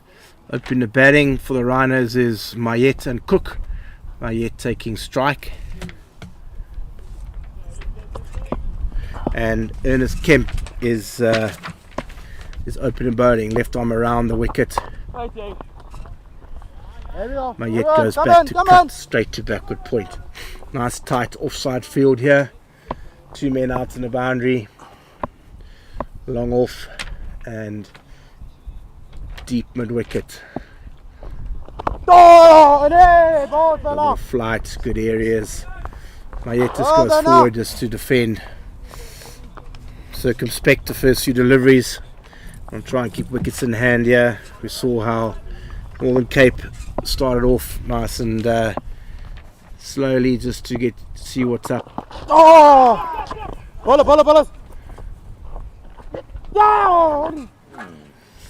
Mayet comes down, comes off his pad, runs out to short third where Fulyun runs in, and Mayet manages to scamper through to the bowler's end.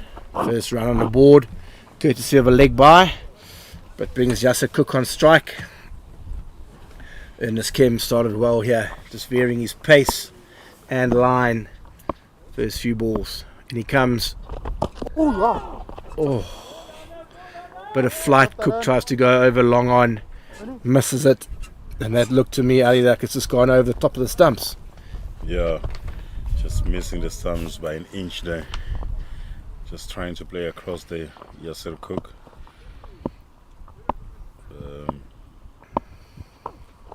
Goes for it, and it's up in the air. It should be taken. It is taken. He goes for naught. NSKM making the breakthrough there.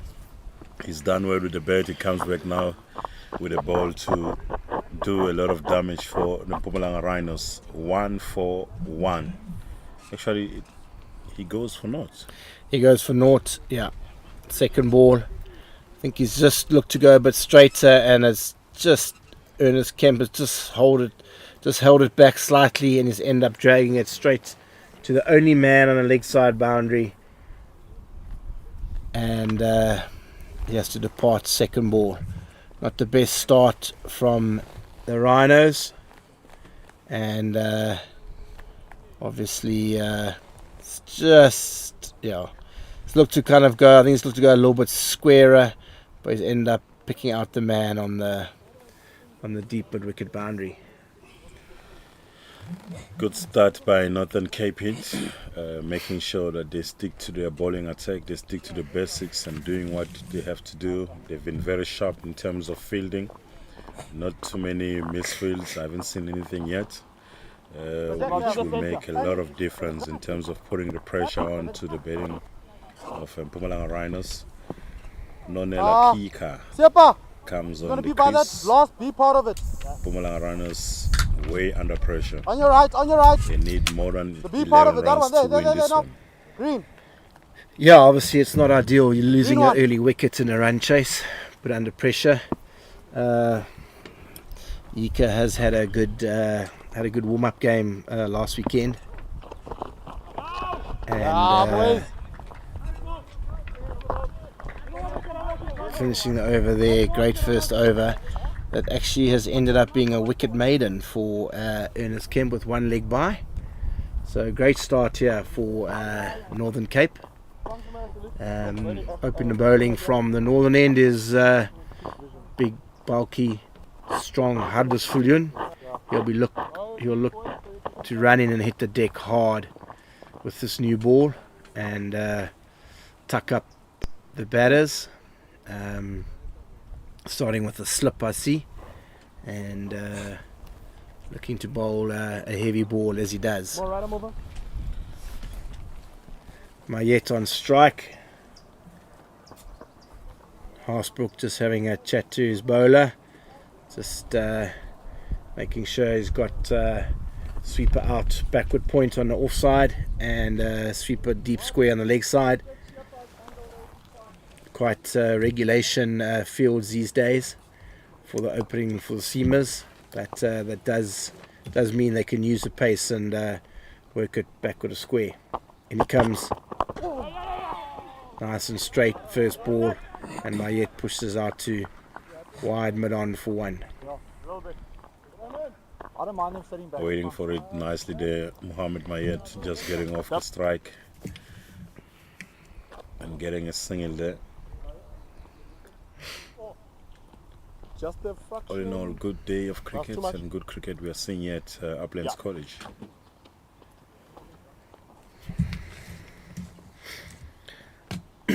Hopefully the Rhinos will just go out and play with lots of freedom and run them hard in the field. Good hard length, top of stumps length. Huddersfield, very, very experienced campaigner. Made the move down to Kimberley in the off season, and will be looking to make an early impact here. Started nicely, hit their straps from ball 1, have Northern Cape. Obviously getting past that 200 target is psychologically gives them good momentum. Just flicking his pad down the leg side, so no wide. I think Yikas just missed out there. Flick it over, fine leg.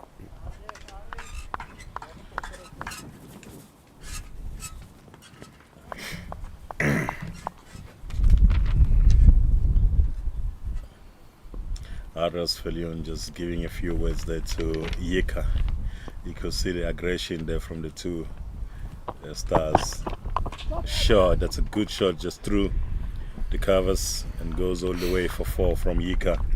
Good response after that aggressive shot. Yeah, I think again it's a bit of width. Fillion's just erred on the width side of things, and Yika's just throwing his hands at it, using the pace, and it's flowing backward a point for 4. Confidence, good confidence booster there for Yika after being chirped at by Fillion. I'm sure nothing too serious. In comes Fillion again, but straighter, just going down the leg side and worked away off the pad for a leg bye.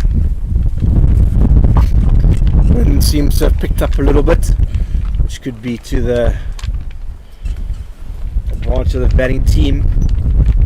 Hitting with the wind could well be that makes that south boundary there a lot shorter, Ali, and just a chip will take it over with the wind. Wind comes in, loses radar there, down the leg side for 1 wide. And some good words there from Huddersfield from that wide. I think just trying to give it a go a bit, just losing the line there. Big broad shoulders of Huddersfield, the wind coming over his left shoulder, blowing basically from mid-off down to fine leg. The wind just taking that down the leg side a bit. And he comes again, big hard length. Better line there. Mayet dabs it, tries to get it out onto the offside for 1, but no run. End of the second over, 8 for 1. Mpumalanga Rhinos struggling to rotate the strike there, which is working quite well for Mpumalanga, for Northern Cape. As you might have seen from their bowling perspective, they've been doing it quite well, just rotating the strike, keeping the pressure on, making sure that they leave no room for error. They're coming back very strong in terms of fielding, in terms of being disciplined, in terms of hitting the areas, making it hard for Mpumalanga runners to get around. And, just to touch on there, they got 1 chance and they've made sure that they utilize it. Yasser Cook going back home without a run on his name. It is 8 for 1 just after 2 overs. It's up in the air and it goes all the way for 4. Yika looking to be aggressive and looking to attack from the word go. Yeah. Bashir Walters into the attack and slightly looked a bit laboured into the strong breeze we have now. Just back of a length, and Yika's just pulled him over mid-wicket for 4. Good start to the over. Just from the replay there you can see that he's waiting for it nicely there, Yaki or Yika. Just making sure that he takes his stands and slower one. Miss hit. Chinese cut down to Jonathan Van Der Aert, short fine leg, and they scamper through for a single.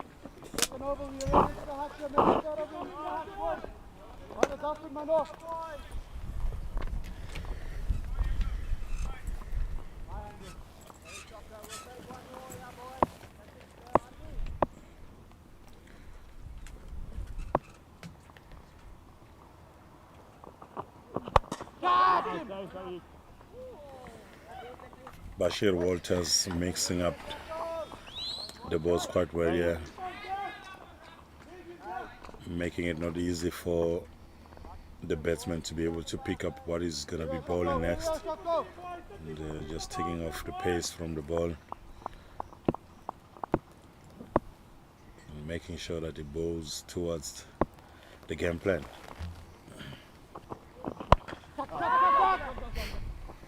Worked hard on the leg side, picked up deep square just for the 1.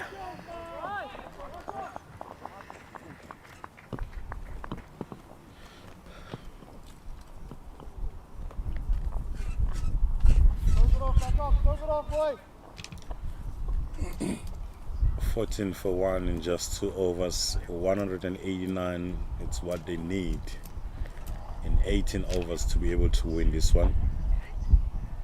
At the moment they're going at 5 runs and over, and they only need 10 runs and over to be able to get there.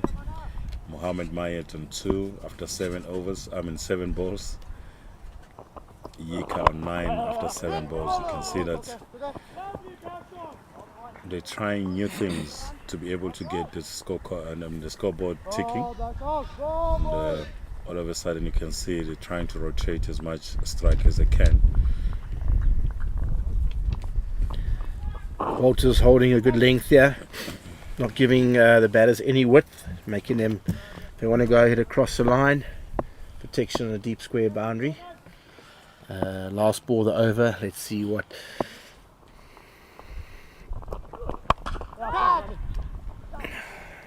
Mayet advances. Bashir bangs back of a length, and Mayet slaps him wide of mid-on for 4. Good over that. Hopefully that's momentum for the Rhinos momentum that the Rhinos is needed to get them going. 19 for 1 off 3. Mixing up the bowlers here. Looks like Kim is changing ends and coming on the 4th over. And just to mix things up, so no one's bowling the same amount of, no one's bowling 2 overs from the same end. Yeah. The left hand, the right hand combination has worked quite well for Northern Cape, and we haven't seen that from the Mpumalanga side. Yeah, they've only with Yuri Snyman, the only left-hander in the playing 11. So yeah, I'll probably expect him in next, but. Yeah, hopefully when that does happen, it will be, it will put the Northern Cape bowlers off a little bit, and a little bit of purchase there from Kim. Wisely, old, skillful bowler, very handy in the power play. Got his 2 fielders out, long off, and deep mid wicket. Great shot. moved across, knew there was no deep square, went across and hit it up and over short fine, between short fine and square leg for boundary. Very good option, manipulating the field quite nicely. Now do they change the field? Looks like they do, bringing long off up and putting deep square back.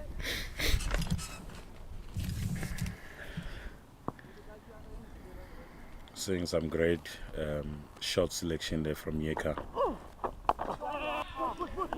which makes it a bit tough for the bowlers as well. And that's why I think he's doing it quite well.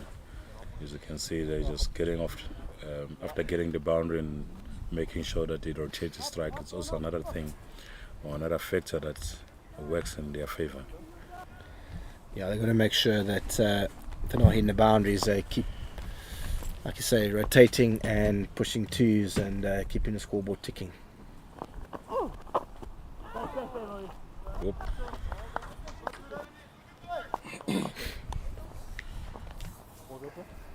Talking about a shot selection, we haven't seen much of that from Yasir Cook. I think I wouldn't say he played bad shots, but probably the best shot to play for that type of bowling. He missed out on that one, and you can see also from Mohamed Mayat, he's still trying to figure out which shots to play against Enes Kemp, who's bowling impressively today. Yeah, another great over from Kim. So getting a bit of purchase from the surface and attacking the stumps, pitching outside leg, looking to turn onto the stumps, giving no width on the offside for the batters. And obviously, if they want to go leg side, it's a big boundary as well as against the turn. Here we go again, swapping around. Huddersfield swapping ends, bowling from the southern end into the breeze this time, just to mix things up so the batsmen don't settle. 25 for 1 after 4.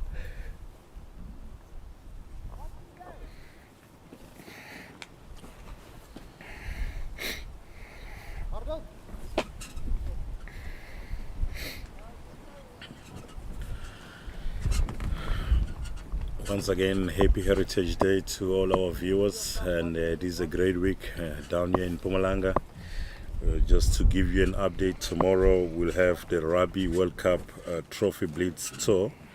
That will be taking place in Nelspruit, the Riverside Mall. So if you're around and you are listening, around 1:30, between 1:30 and 2, they'll be around that side. Just if you want to see them, if you want to take pictures with them, you can just make a turn there and experience the good times with the rugby boys. And not to forget that the Springboks will be playing at Mbombela Stadium against Argentina on Saturday, which is a big game.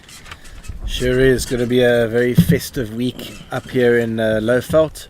Lots of hype around possibly winning the trophy here in Mpumalanga. As Viljoen comes in, fires one down leg side, quick and straight, but just missing leg stump and resulting in a wide. Yeah, it'll be nice for the Springboks to win the trophy on their home soil. Yeah, very partisan Mbombela crowd expected on Saturday, sold out. Ali, you'll be commentating. I'm sure you expect it to be a cracker. Viljoen comes in, hits a hard length. Ika tries to work him over the leg side, but just a bit not quite short enough and a very hard length, and hits him in the midriff.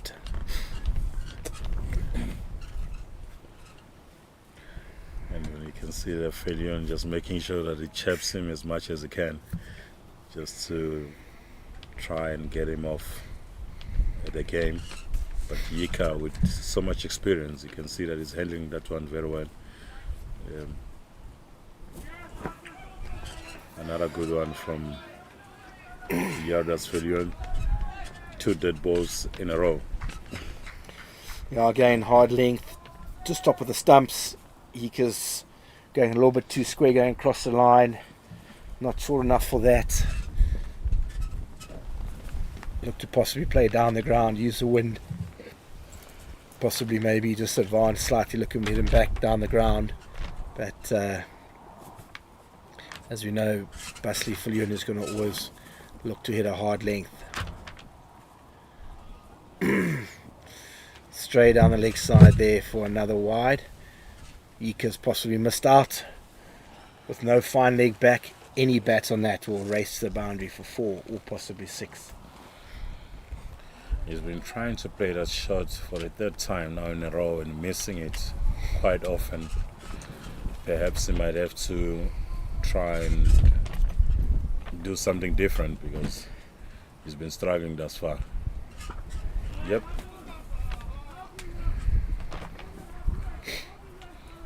Yeah, question of rotating a strike. Possibly done that three balls ago to the same ball that Viljoen just keeps hammering away there. You get 5-6 off the over. Fortunately, there has been a couple of wides, so or 4 balls. They've got 4 runs or 4 balls. With 8 balls left of power play, I'm going to try and capitalise and get a few boundaries here.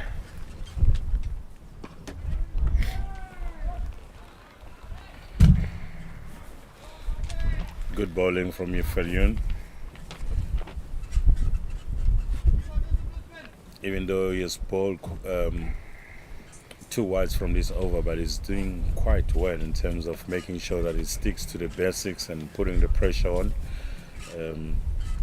So far it's only 5 runs from this over.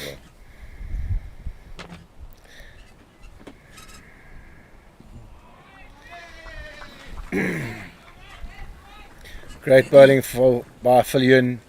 Saw Ika go down for the paddle over fine leg, pushes it wide outside the off stump and he can't get any bat on it. Ends with a dot. 30 for 1 off 5 overs. Last over coming up with the power play. I think it's still going to be Kim again. 2 overs, 1 for 6. He's a master of his left arm spin in the power play. And we'll be looking to finish the power play well, possibly without conceding a boundary. But it's been a good first 5 overs by Northern Cape Heat. Bit of a misfield, and that's gone away for 4. Viljoen's kind of just dived past it, took a bit of a nasty bounce just in front of him, and it's gone away for 4. Good from Mayet. Gone back, give himself some room, and cut it late, back past backward point. Good start to the over for the Rhinos. Can they capitalise on some more? Great strike by Mayet. He advances, hits it cleanly way over long on, down to the indoor cricket centre, down to the outdoor nets, and that's a long run for mid-on to go all the way, Captain Haasbroek, all the way down. And with the breeze going against him, I think that's a big hit for Mayet. Absolutely, even bigger into a strong breeze, and he's hit that all the way down to the cricket nets.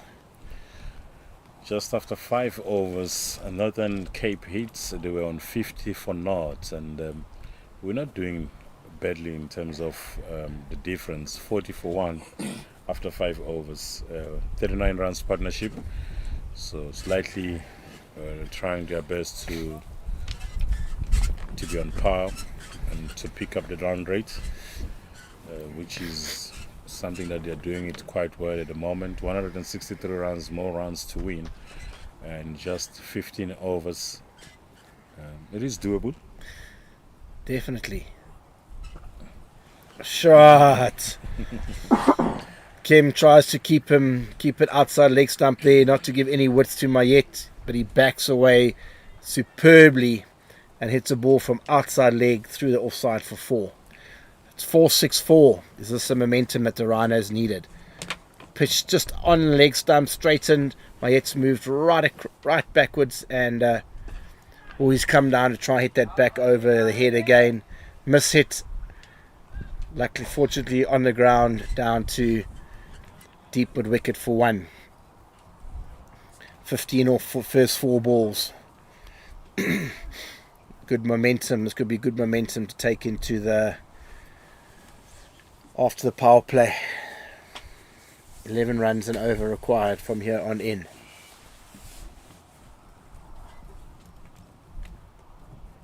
Wide ball down the leg side. Yika's missed out there again. I think if you got any bat on that, there is a deep square, but there's big open spaces out there.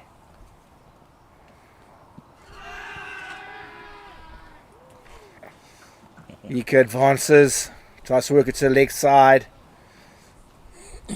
Big appeal. Let's have a look to see how straight it was. Batty has advanced, so you're not quite sure where the ball's going to go on to. It's well down the wickets. It's like a bit of turn, possibly just missing or just going over. Now let's try it again, but fuller from Kim, and finishes up with a dot ball. 47 for 1 at the end of the power play for Mpumalanga Rhinos. Good comeback after the initial loss of the wicket in the first over.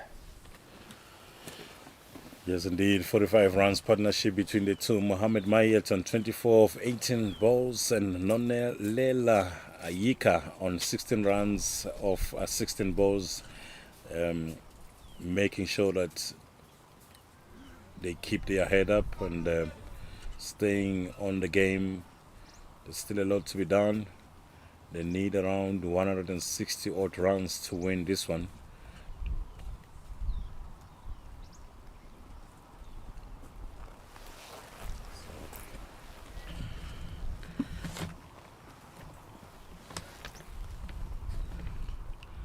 And it is a beautiful game down here at Uplands College with so many supporters who came out in numbers to support their home team.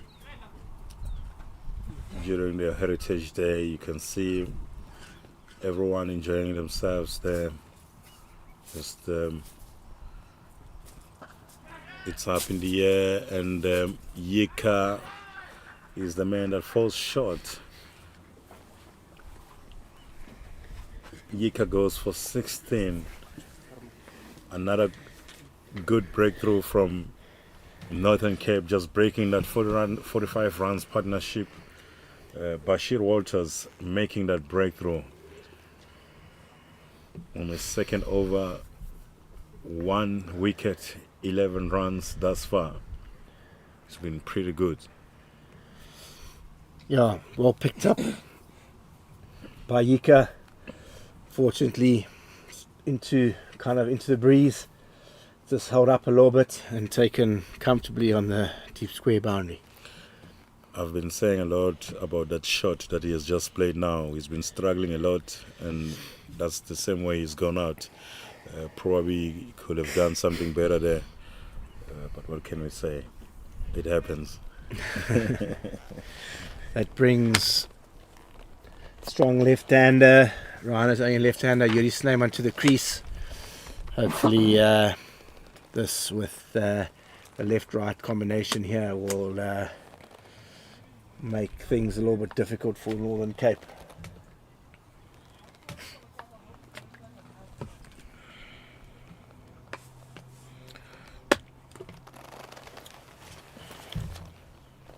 A very big difference between the two sides. Same time after 6 overs, Northern Cape were above 60 for North. And here we go, Mpumalanga Rhinos on 47 for 2. They just lost a good partnership between Mohammed Mayad and Yika. 46 runs partnership, 156 runs, more runs to win. Will they be able to do it?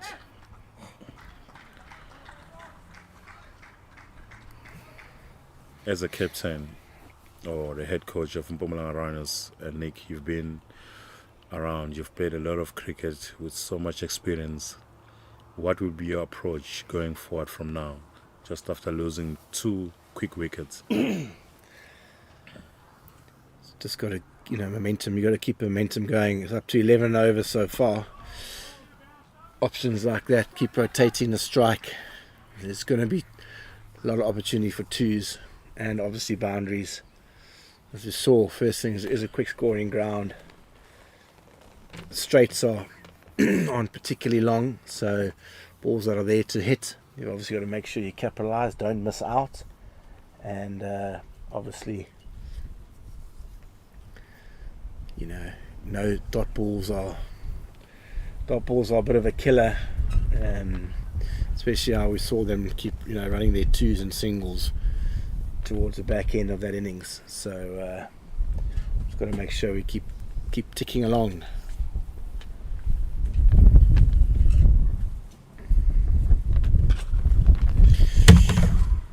That is a fantastic strike by Mayet. He's come down the track, given himself a bit of room, and he's slapped Bashir Walters over extra cover for 6 to that long boundary. I think the ball has ended up in the school buildings over the road, so that I'm sure the umpires will have a look at the ball here just to make sure that it's okay. This was a great strike there by Mayet. He likes it dug in, and he likes to advance and slap it like that. Walters in, it's come again, and he's done exactly the same, but this time he's gone over mid-on for 1 bounce 4. It's so good to see the crowd cheering from the side there. You know, they're loving it. It's a beautiful day. It's a good day of cricket, and they're seeing some good shots being played by Mayet. And I think he's been listening to your contributions there. Yeah? He's been taking your advice, keeping the strike and making sure that you don't keep too many dots, and that's exactly what he's doing. Walters in again, slow ball, nice and full, and Mayet just pushes it down. That's it, keep rotating, boundaries will come, keep rotating.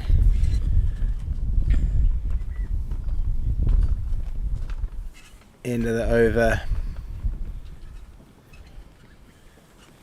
7 overs gone, 59 for 2. Mayet takes his score to 35 off 21, and Snyman just a single off 2 balls. Good cricket there by Mohamed Mayet, just making sure that he keeps the strikes, because he knows very well that Yuri Snyman just got onto the pitch, and he's got his eye in, so he'd rather be the one that does all the work, all the hard work, to make sure that he pushes the score up a bit. Zach Gwabe into the attack. Originally back down, played a little bit for Cape Cobras, made his way up to Kimberley. I think it's his 2nd or 3rd season up in Kimberley. Comes into attack from the northern end into Mayet, who is on a mission. Bowls length, Mayet advances and plays and misses and goes between the batsman and the stumps for a dot ball. Gwabe follows Mayet and cramps him for room and gets a bit of a dot ball. Captain Hasbro going to him there, saying, "You're doing quite well there, Mr. Gwabe. Just keep on doing what you do best."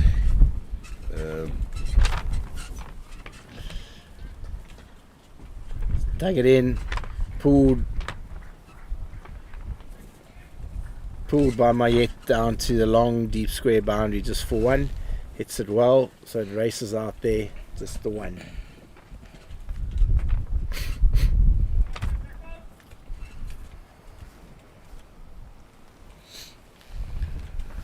Just to mention a few changes here, or new things that have just introduced into the Division 2 CSA T20 Challenge.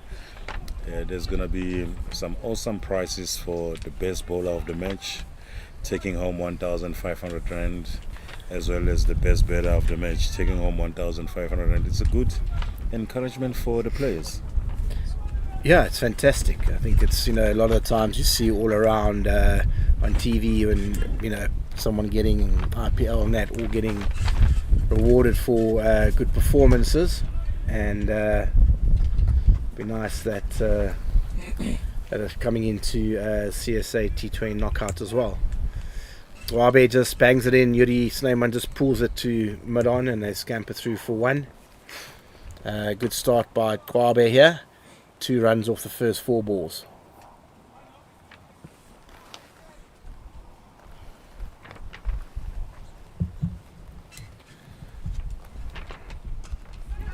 That has flown. That should go with the wind and it's gone over fine leg for 6. Good delivery actually. Got it above Mayet's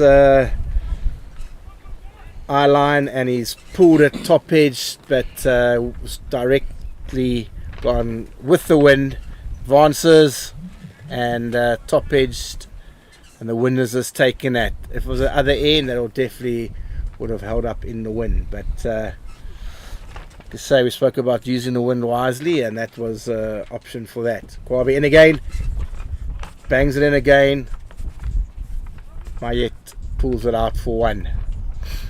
I must say also, just making sure that Mayet, that he pulls it hard. He misses it goes for 6, and it's working quite well for him at the moment.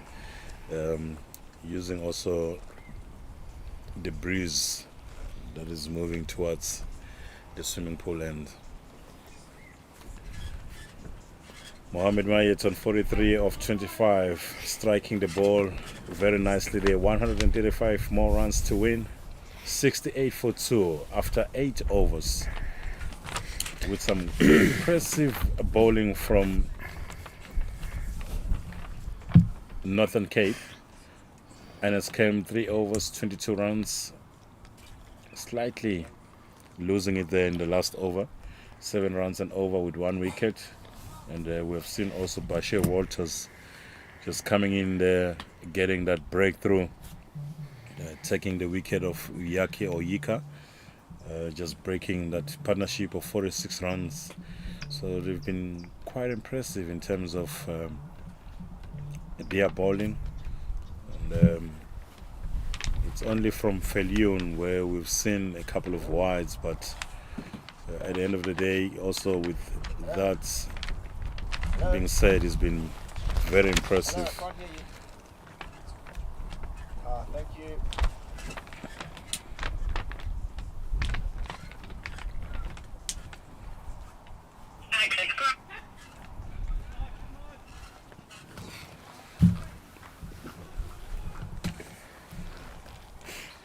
Good running between the wickets, rotating the strike as per the advice from Nick.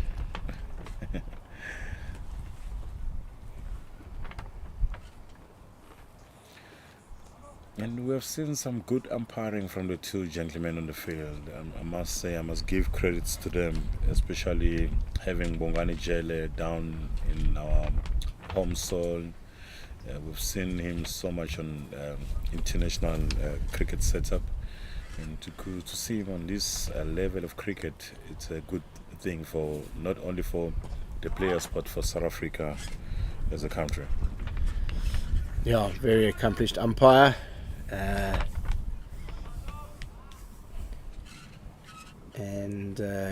think all these umpires love coming to new venues to umpire games.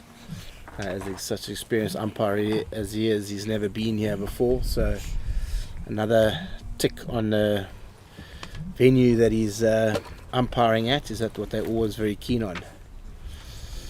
Blanche started here. Looks like he's just going to experienced elder statesman, just mixing up his pace here, and looks like he's just going to use all the experience just to damage limitations. Top edge down to 3rd man just for 1. Cries of catch it, but just didn't carry enough. Not enough pace on the ball here. Blanche will be mixing up lots of pace off cutters into the wicket. So if the batters have got to actually create their own go at their own pace to try and hit a maximum or a boundary. And he comes again, but Fuller onto the pads, and Snyman just works it out to deep mid wicket for 1.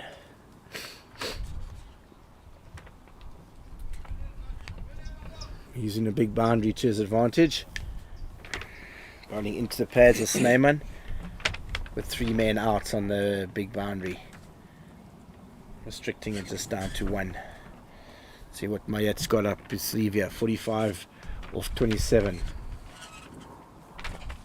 Oh, kind of in the slot. He's looked it back away. Miss hits it out to deep mid wicket for 1.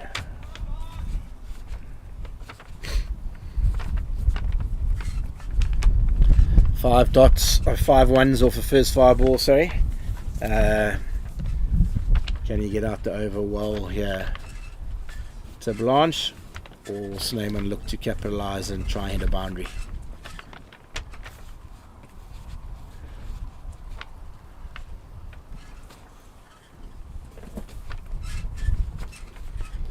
But too straight, pushes it down the leg side. That's a wide. You can see his plan. He doesn't want to bowl, doesn't want to give Snyman any width on the offside. Got bowled into a 5-4 leg side field, and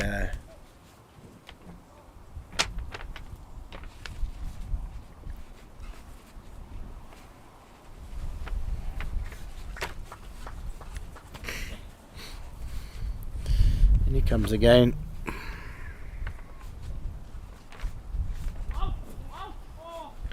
Another wide down the leg side, and 7 runs off now of 5 deliveries.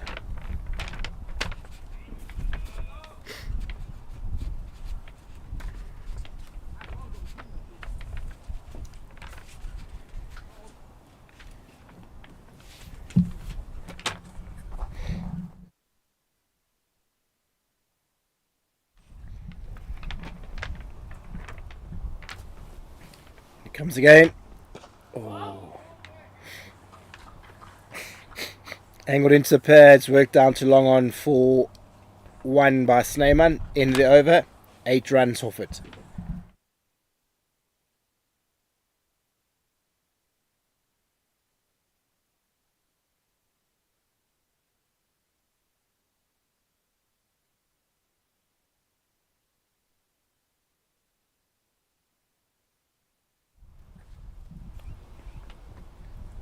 Kwabe to continue from the northern end.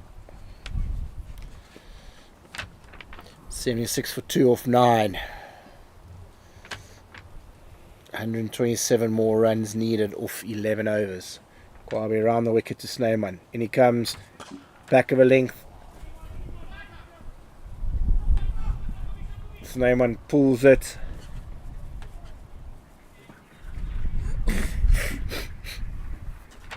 Good throw from the boundary, but comfortably back for 2.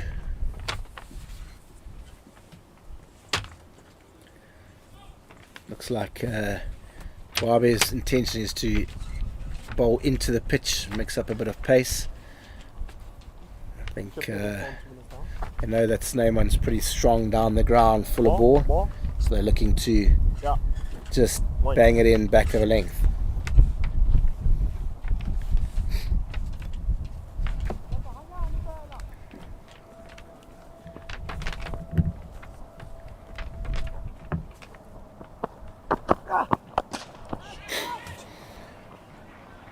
Similar delivery this time, but Snyman kind of waiting for it, pulls it well over the deep mid-wicket boundary into the trees for 6. A little bit too predictable here from Kwabe. I think Snyman was definitely waiting for that, and could start to over. 8 runs off the first 2 balls. Captain and bowler having a chat, thinking about changing the field. Possibly have to change his plan A down to plan B. Let's see what he comes up with. Pressure back onto the fielding side. Change now, fine leg coming into the ring and long off going out. So probably going to look to bowl a bit fuller. In comes Kwabe. Not really, but wider, similar length. Sneyman pulls it again. Slight miss hit and comfortable single.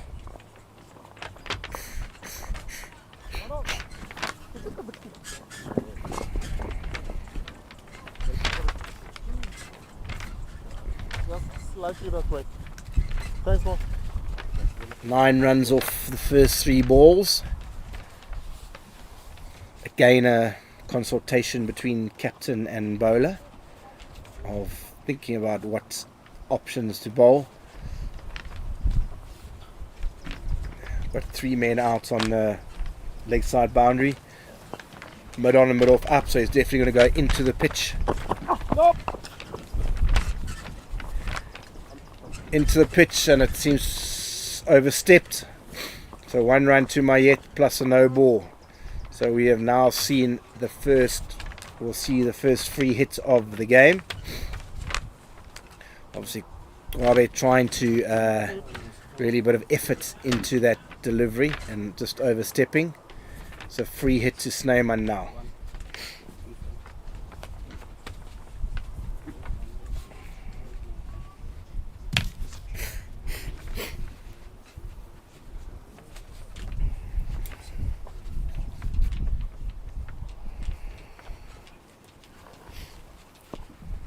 Weighing up his options.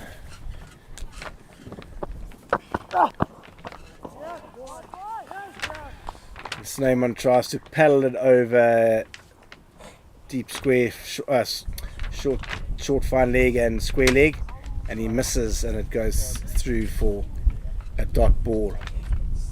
Length ball, possibly got away with it.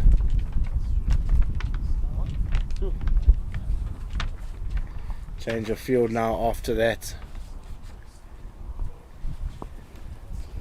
Long off, mid off goes back to long off.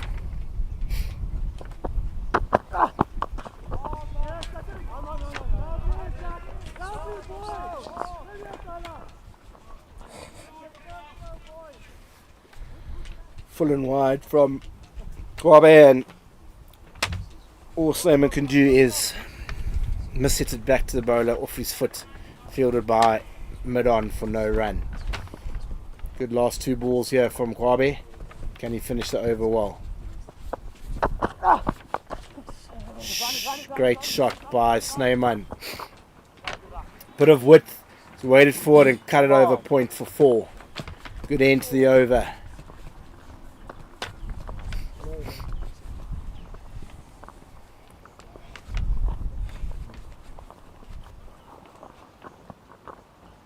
Halfway stage, Rhinos have moved on to 91 for 2. 14 runs off that over, just the over that they needed.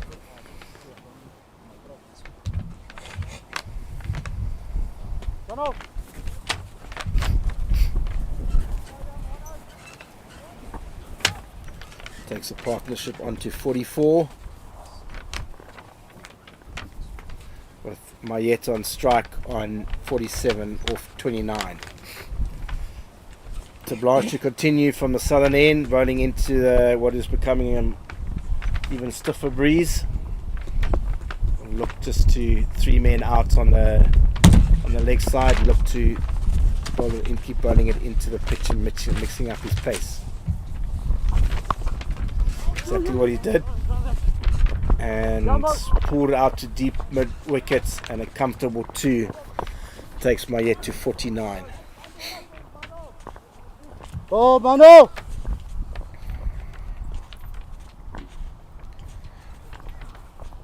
Oh, okay. Going along nicely. Good momentum here from the Rhinos.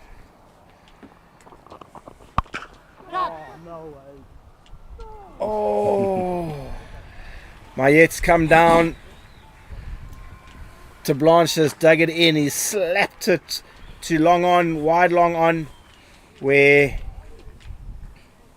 the fielder has managed to palm it over the boundary for 6, and that brings up a great 50 for Mayet. Look at a replay. Down he comes, slaps it. Mid-on, I think it's just rushed him. He's really hit that cleanly. And Huddersfield has not managed to hold on and palm it over the ropes for 6. 99 for 2 off 10.2. They're actually on track here now, Ali, the Rhinos. Momentum has definitely shifted. That's a 50 partnership as well by these two. Definitely under a bit of pressure here now, the Northern Cape Heat, possibly for the first time in the game. Definitely under pressure. You can see by the frustration, the misfields that are now coming up. I've said it before that these guys have been doing quite well in terms of a fielding perspective, and right now after that drop catch you could see that it was all about frustration and just not waiting enough for the ball to get into your hands. And I must also add, it's not easy running into the ball like that, trying to catch it also. He hit that with serious power, so I think the ball got to him a little bit quicker than they expected. Into the gap, is that going to be 2? Yes, easy 2. Mayet very quick between the wickets, racing back for 2. We spoke a lot about the right hand left hand combination, and it's coming into play right now, causing a lot of frustration for the bowling attack, and hence you can see the 55 runs partnership that has just come on board between the two guys. Joris Neyman on 21 after just 15 balls. Mohammed Mayet hitting the ball nicely, 56 of 32, 103 for 2, halfway mark. 10 overs gone. We need only 100 runs to be able to win this one. Yeah, could be exciting last 10 overs here. I think.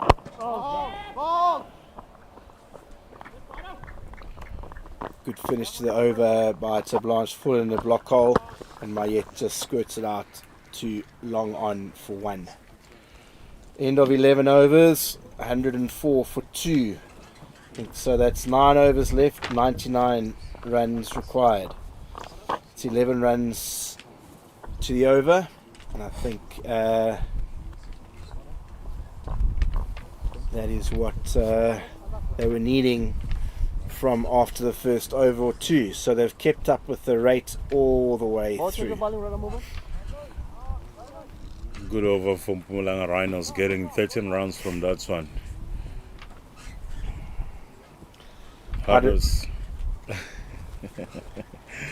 Huddersfield coming into the attack. He's had a good day thus far, having bowled 2 overs and just giving away 11 runs from the 2 overs from his first spell. Let's see if he can be able to keep up with the momentum. Mohammed Mayet is on strike. Mid on, mid off, up. He's going to definitely bowl into the pitch. And first one off the pads for a leg by. I think he's definitely going to bowl straight, almost outside leg stump to a right-hander, hitting to that big boundary where there's 3 guys deep out there. Interesting to see how the field changes for the left-hander now.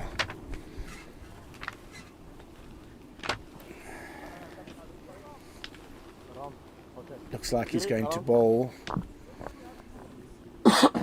Looks like he's going to bowl wide outside off stump to the left-hander, so he doesn't hit to the shorter boundary on the leg side. 5-4 offside field, deep backward point, deep cover, way out on the offside. Looks like he's going to go.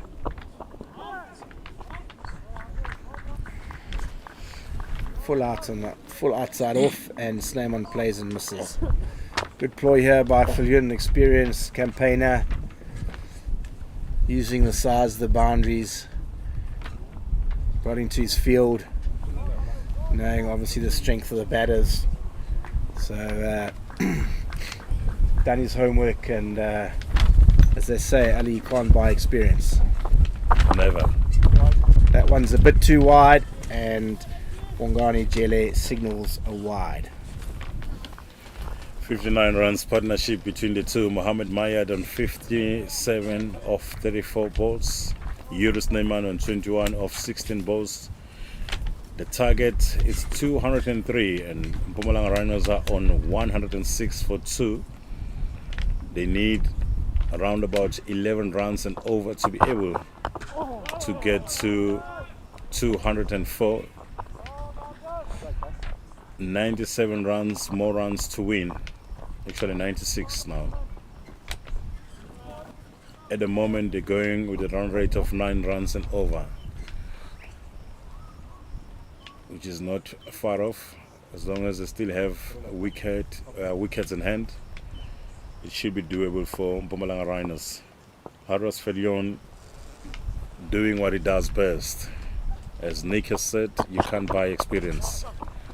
A good strike by Mohammed Mayat, just forcing some runs from Viljoen's bowling attack, getting to the easy.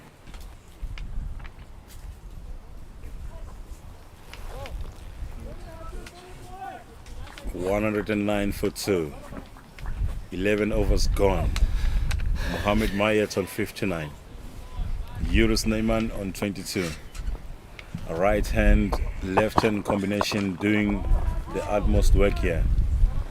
Working in Mpumalanga Rhinos' favor.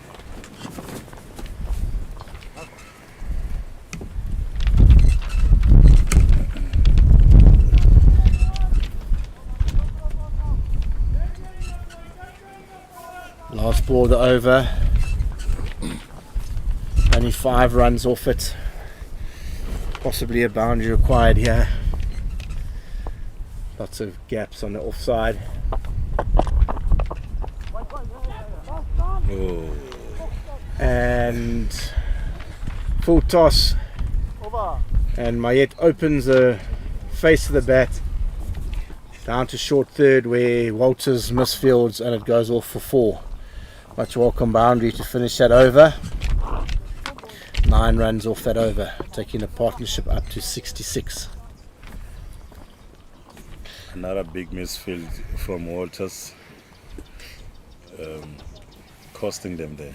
It's a bit hard for him to go down. It's a big man. Big man getting down. Elderly statesman. Gets tough as you get older. See, he's back into the attack now, bowling into the wind. Interesting to see what ploy he brings here to the left and right hander combination. Looks like 3 men deep on the leg side. Make that 4 men deep on the leg side.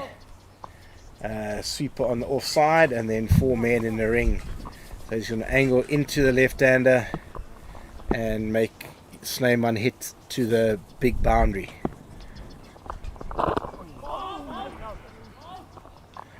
Slow ball into Snyman, and he's cramped him for room, and he's tried to work it, and has come off his thigh pad, I think, and gone to the keeper for a dot ball. Good start to the over.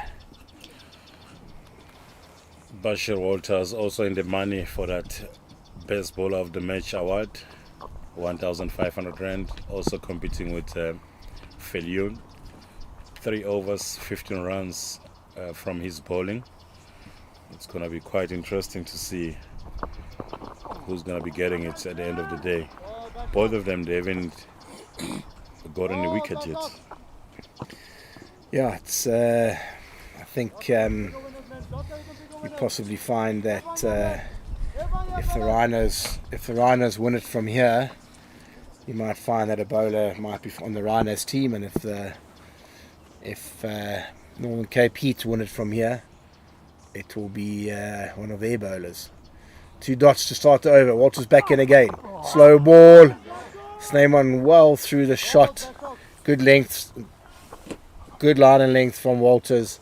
Pace off, and Snyman plays and misses. Second consecutive ball. 3 dot balls.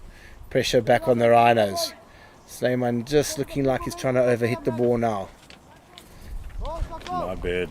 Walters has got 1 wicket on his name, and the run rate is a bit climbing there. 12 runs they need. It's what they need now to be able to win this one.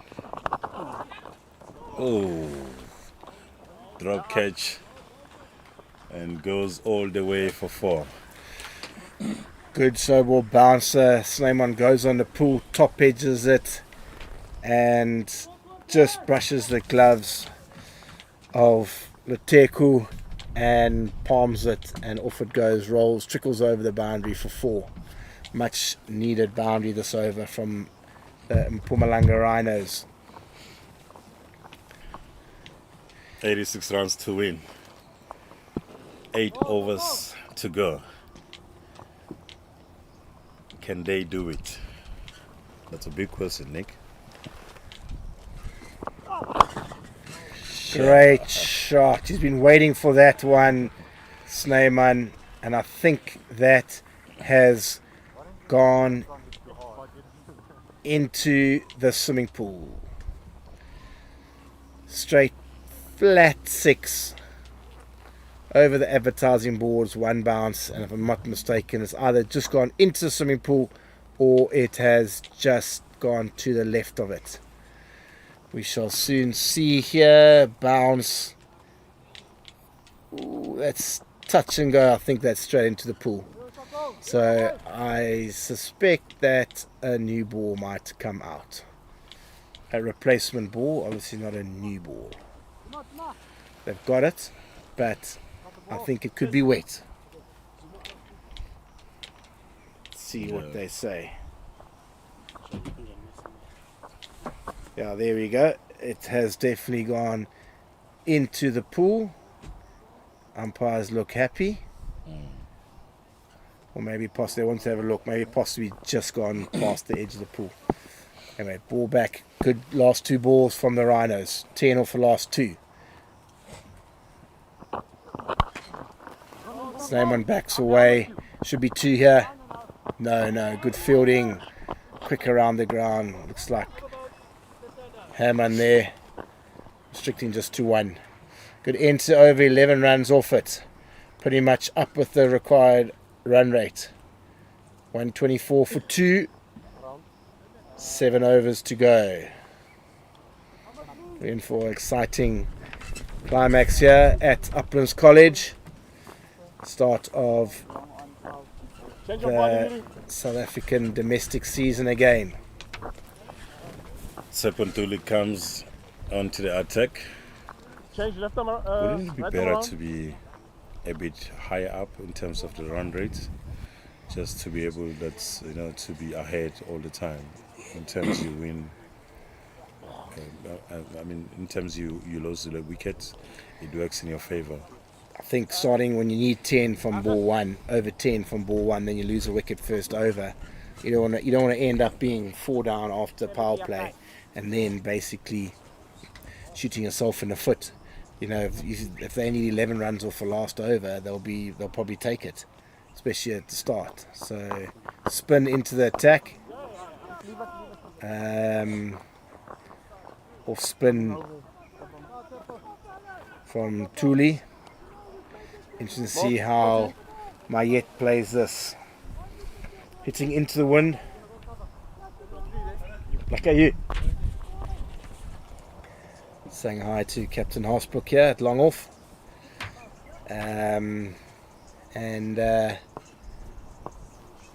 Looks like he's probably going to bowl a bit straight. Yeah, that's a big And straight back over us here in the commentary area for 6 into the wind. Another good strike by Mayet. Sails over us, sails over Captain Harsbrook. He just shakes his head in disappointment. Good start to the over. 7 off 2.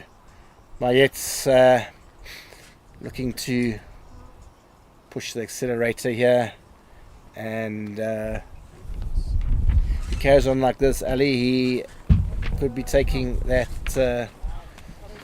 check of 1,500 Rand for batsman of the game home. He's already in the money.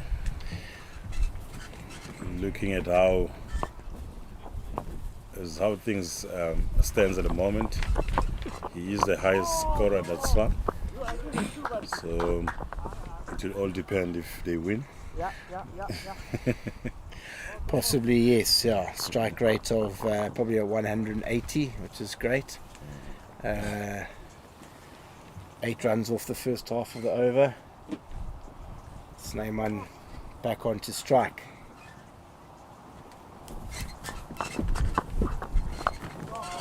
Well bowled.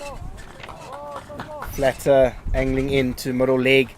Snyman backs away, gets a bit cramped, hits it out to cover for no run. Valuable dot ball. He's picked it up over mid wicket and 2 runs. running around, and have come back for 2. 10 runs off 5 balls.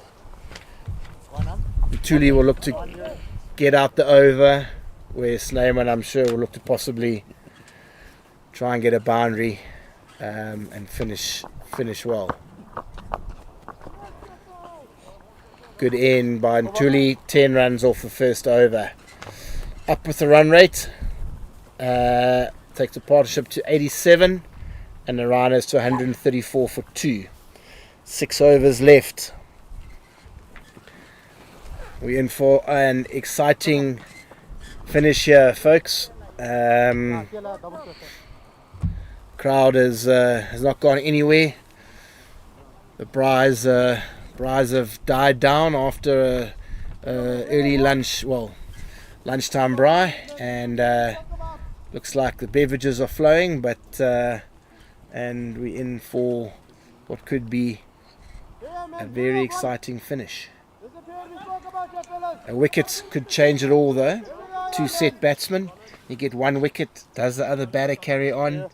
Does the incoming batter, he can't afford to chew up balls. Lots of permutations, Ali, and I think that you would say with wickets in hand, momentum is with the batting side, but as we know, wickets can change anything. Yeah, I'm sure also that's what is taking also on my head right now. Should I go for it? Should I take it easy? Are we on par? Must I wait?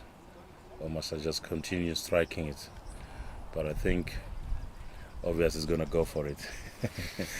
He's already enjoying himself. He's been hitting the ball quite well. So there's nothing stopping him.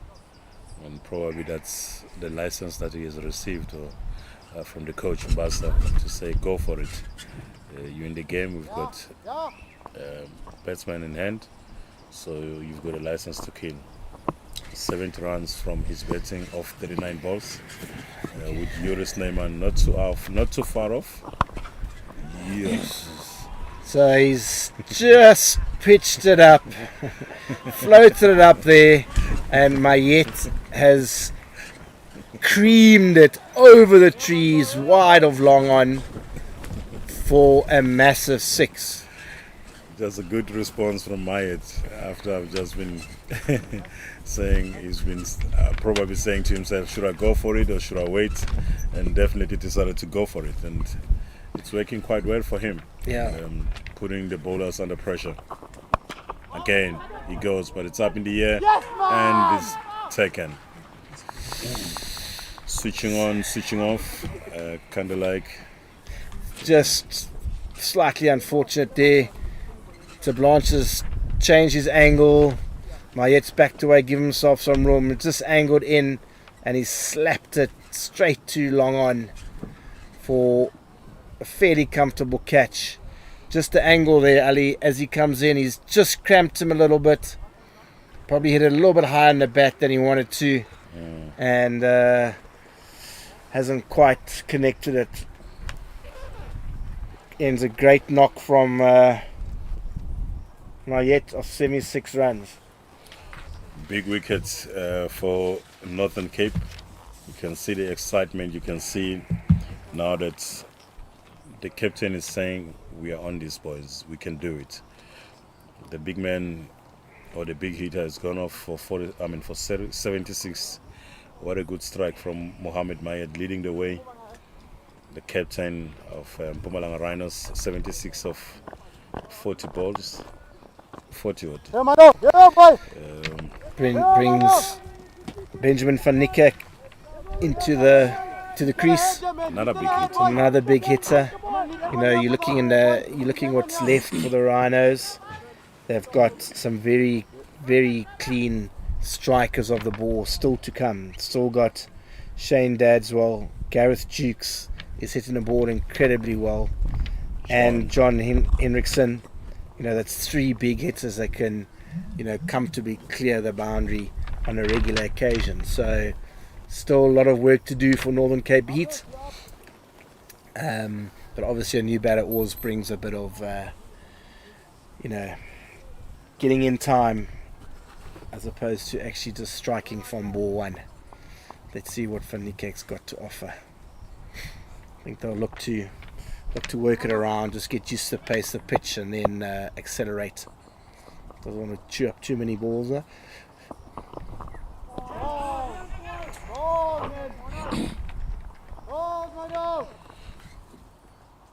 Not sure if that shot was on. A good length ball, and he's just try to drive it and get bat on for one, and just played and missed.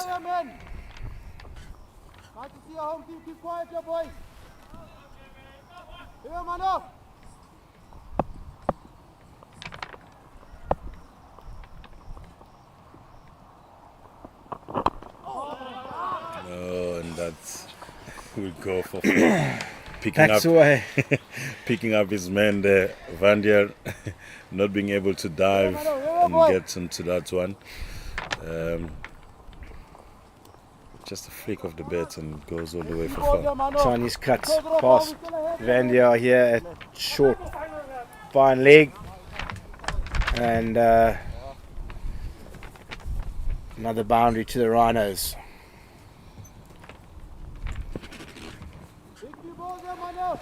Van der quite a big man. He's done his part with the bats, and obviously you cannot blame him for that one. Yeah. It also caught him by surprise. He wasn't expecting it, and it came through so quickly. Slapped down the ground by Van Niekerk for one. Takes it off 11 off 5 balls. Up with the rate again are the Rhinos. We've seen how comfortably both sides have been hitting boundaries. So, you know, if you get a boundary or a maximum every over along with singles, you know, you're up with the rate. So Snyman obviously doesn't want to give it away here to get 2 new batters in at the crease. Let's just look to it's a wide ball down the leg side.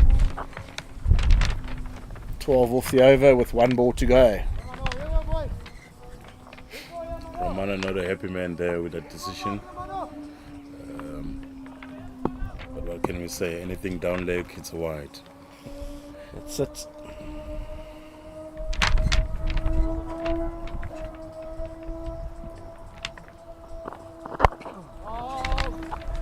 Flicked it out to the leg side just for the single.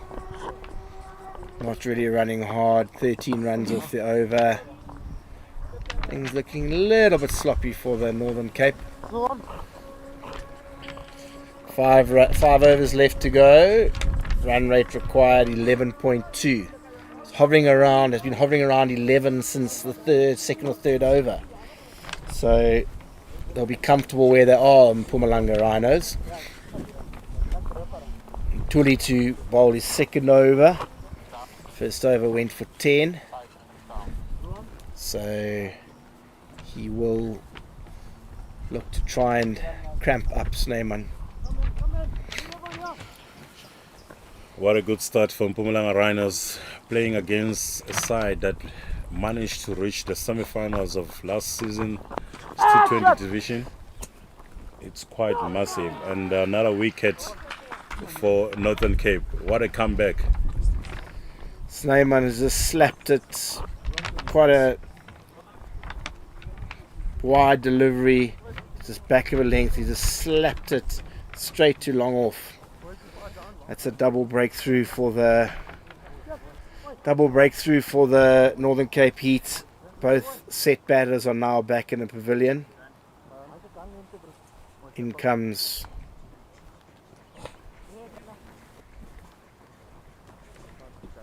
Shane Dadswell. Very clean strike of the ball indeed. As I was saying, we're not playing against a weak side here. We're playing against one of the best teams that managed to get into the semi-finals of last season, having been beaten by Limpopo Impalas. And now with the display that we are seeing from Mpumalanga Rhinos, remember we finished 5th in that season, and it looks good. It looks promising. We might be in the money here to compete into a much better position. A good strike from Dadswell, great start. Comes down, pulls his length back, and punches it with force out onto the offside. As we see on the replay, comes down, not there, works it, beats cover, and then beats the sweeper out on the offside as well. Great start. Probably the danger man, Dadswell here. Very clean strike of the ball. Captain Hartsbrook here on the long off boundary, pondering what options to bowl in his last 4 overs. Viljoen has 1 over left. Dadswell back on strike. Poor delivery there from Tuli, drags it down. Dadswell steps across and pulls it behind square for an easy boundary.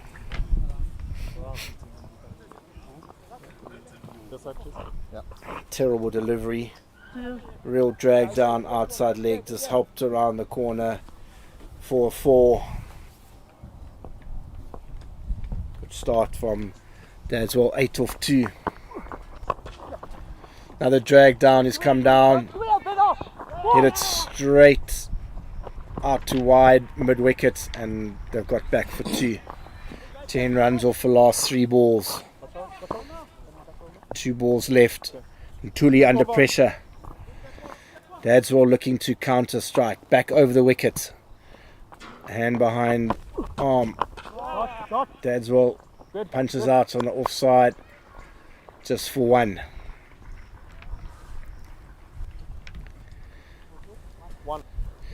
Gain 11 off the over with a ball to go. Van Niekerk on strike. 5 off 3. But we look just to push it here. Get 12 off the over. Oh, hit it back. Tuli dives. Looks like he's injured his finger. Proceeds in dropping the catch, but it's a great effort to take it. Looks like he might have dislocated his finger. Calls straight away for the physio to come on. Holding his finger. Looks like he's going to go straight off. And 12th man will possibly come back on. Come on. 159 for 4 with 4 overs to go.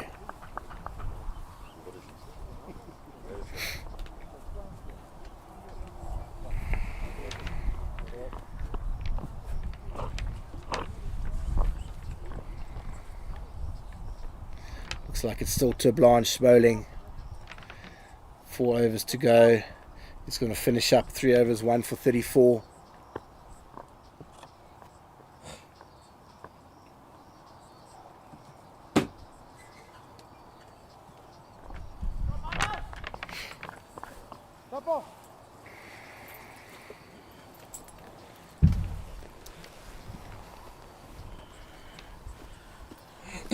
Van Niekerk on strike.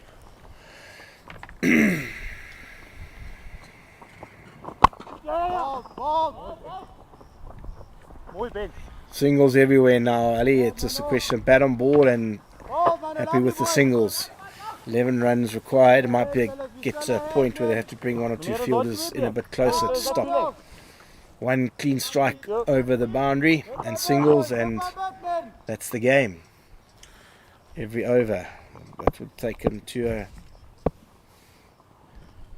Definitely. I think the game plan also to try and get Shane as well into the attack or on strike. I think he's the one that has been given the license to go for it by the look of things. So far we're not doing very badly here. 9 runs and over, and we only need 11 thus far. 160 for 4, 43 runs to win.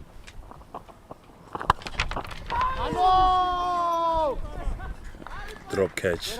Taswell slapped Big it. hit. Yeah. Straight batted bowler. I think he hasn't even had time to get his hands anywhere near it. It's hit him. I think he's comfortably saved 4 runs there. Definitely. Don't worry about the catch, but yeah, it's, managed to get a hand to it, but it was very unlikely that was going to stick. Good piece of fielding.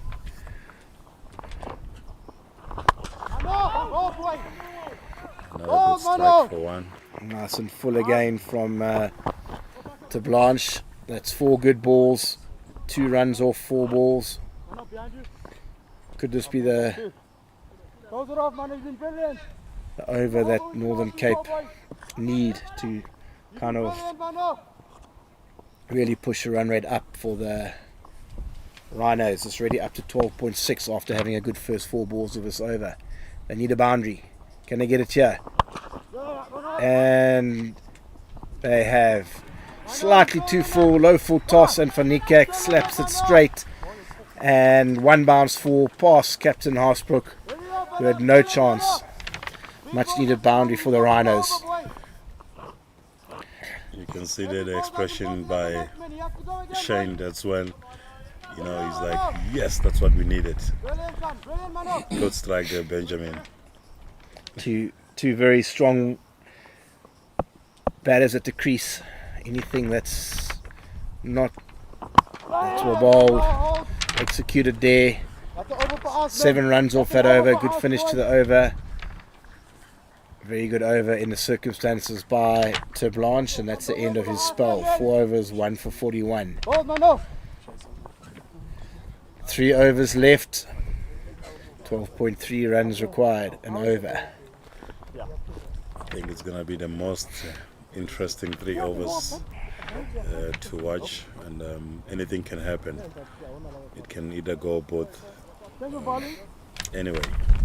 Yeah, 37 runs required from 18 balls. So basically 2 runs a ball. So it looks like Bashir Walters is coming to bowl from the northern end, first time today. With the wind behind him. Van Niekerk on strike, setting his field.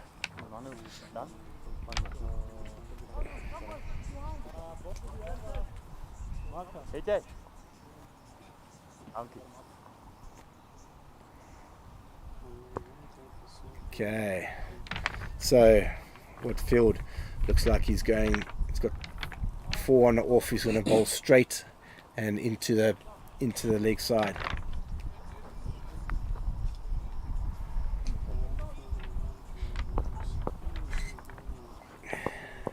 Four men outs on this, but fortunate there to have but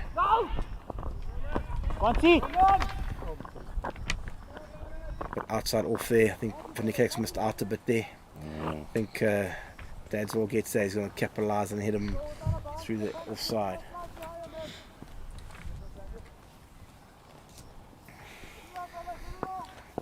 He's one of the clean hitters, so he might as well go for it, and he's got a license to do so from the word go. Oh, That's a beamer. that is a no ball signalled Free hit for Nikek on strike. He's actually missed out a bit there. Dad's or any bats on that, Ali, that would have sailed over the boundary. Just missed out on that. Walters followed him, got it a bit full, and resulting in a free hit. Let's see if Benjamin van Niekerk will be able to capitalize on that one.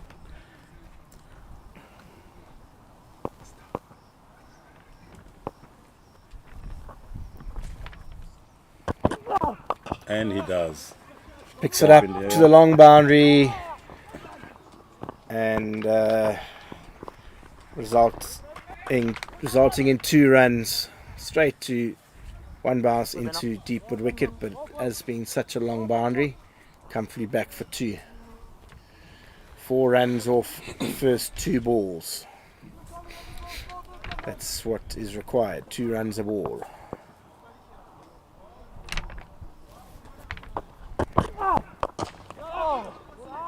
Another drop catch. Another quarter ball chance here. Another very hard chance. Basically, possibly saved a run, maybe a few more, but good hand. See, he doesn't hit it cleanly, doesn't hit it that cleanly, mishits it a bit, gets his hand to it, stops it. 1 run. Brings Dadwell back on strike. That looks like it's going to be out. Yes. Walters slow ball into the pitch and Dadswell into the wind. Mishits it, skies it, and good catch by Long on running in. Not a happy man, Shane Dadswell. He knows it very well that he'll have done better than that. In comes Gareth Jukes, another very clean strike of the ball. Bashir Walters, one of the contenders to go home with that 1,500 Rand award as the best bowler.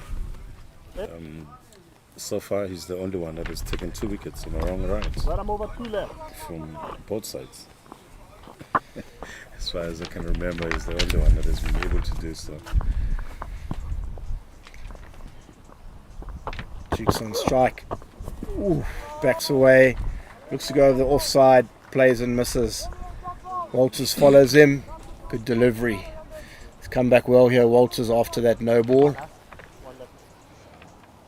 Only 5 runs off 5 deliveries. The next over is going to be crucial with the wind and short boundary to the leg side.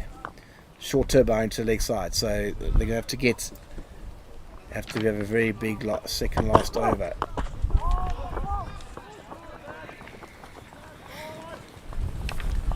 Good bowling from Shane Walters. 4 overs, 45 runs and 2 wickets. I think he has done impressively well for the Northern Cape. If there's a chance to win this game, I think he has done his part as a bowler. Yeah, it could have been worse from how things were actually going. 173 for 5. Hardas Feryon comes into the attack. 3 overs, 19 runs, no wicket. Another good bowler coming into the attack. Crucial over this. Bowling into a stiff breeze. Shorter leg side boundary. I see he's got pushing the men back. Looks like he's got third man and fine leg up.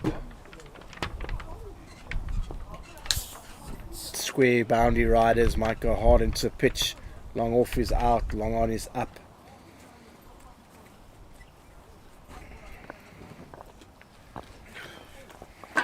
Can they capitalise on using the wind? If Nikak's on strike, say Duke's on strike. First ball, slaps it down the ground. Mishits, and it just goes for 1. Good call by Benjamin van Niekerk. He knows he's got his eye in. He's been there for some time. And then he says, no, just hold on. Let me do the rest. Let's see if he can be able to actually get it out of the park. A boundary is all they need. Hits it up in the air once again. Another mishit of note. Does not get to the ring. Captain Hausbrook just jogs around, picks it up, satisfied with 1 run. Couple of, looks like with the wind, they've both missed out on the last 2 deliveries, which could have sailed for 2 boundaries. Pressure on the batters now. They need boundaries.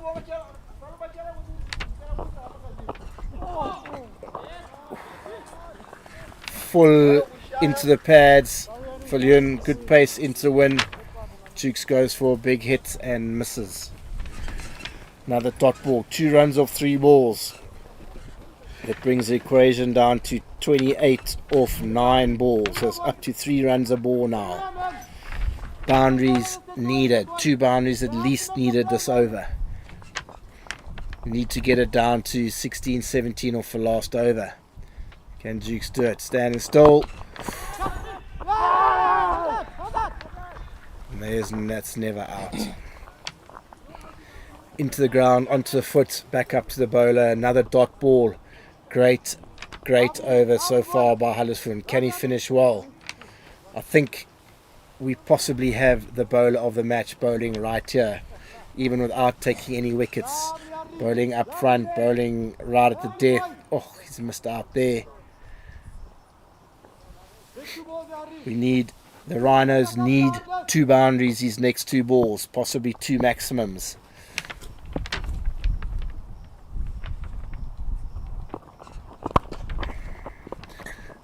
That is only going to be 1. Another great delivery from Viljoen, executed but into his field. 27 more to win off 7 balls. Need a 6 here to take it down to 21 off the last over. Only 3 runs from his bowling thus far. Viljoen looking to cause a lot of damage to the batting side of the Rhinos, leaving no room. And That's connected and off it goes. 1 bounce 4 over past wide long on. Good finish for the Rhinos, but not quite sure it's enough. Great spell by Huddersfield. 7 runs off that penultimate over only. Ends up with 4 overs, 0 for 26. Great spell. That leaves it 23 runs off the last over. Zakile Kwabe to bowl it. Change of bowling. Gareth Jukes on strike.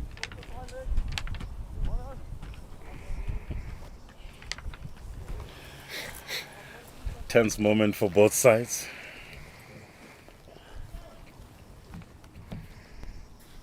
Viljoen having a word there with Mr. Kwabe. Just telling him that, you know what, it's easy, you can do this. I was able to do it, you can also do it. Just bowl it full and straight. That's all you've got to do.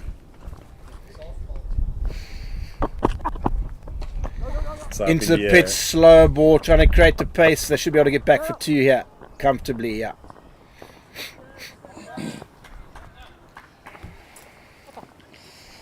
Brings the equation to 21 off 5.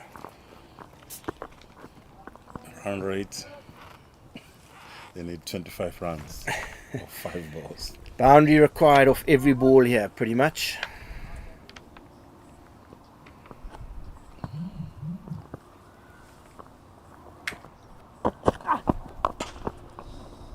Slapped, but straight to Viljoen out here at long off just for the 1.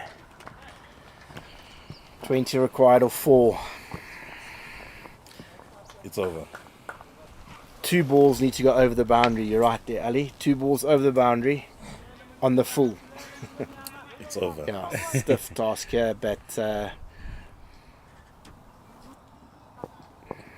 So far, it doesn't look promising. They've been very good in terms of bowling in the right lines or keeping the right lines and bowling into their fielders. So they've been sticking to their game plans. Big up to the captain and big up to bowling the hard bowlers. lengths into the pitcher, Zach. No pace on the ball, making the batter having to generate all the pace. That is out, straight down, deep mid-wicket straight. Big, long boundary out there. Great bowling to his field. Not pitching the ball up. very sad moment for Mpumalanga Rhinos. They know it very well that we're in a very good position to win this one, and they've just lost it somewhere down the line.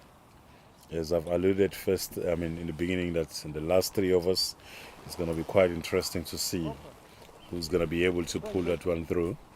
And at the moment, Northern Cape has showed up that they are a better side, and it wasn't a mistake for them to reach the semi-finals of last season. Yeah, they've bowled well in the last 4 or 5 overs. Got crucial wickets here and there, which is obviously difficult for the new batter to come hit, especially from bowling into the pitch. Slight pace off, holds a little bit in the pitch, and this hasn't been easy to actually clear the big boundaries. Another good delivery from Kwabe into the pitch, and slow ball bouncer going past John Henderson's shoulders for a dot ball. Last ball coming up.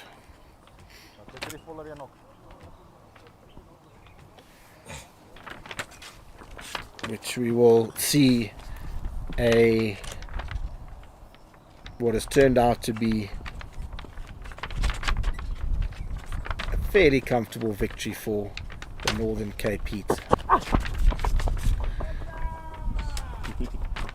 Into the pitch, and he pulls it straight down deep square's throat and picks up another wicket to finish, and the Rhinos finish on 184 for 7, resulting in a comfortable 19 run victory for the Northern Cape Heat.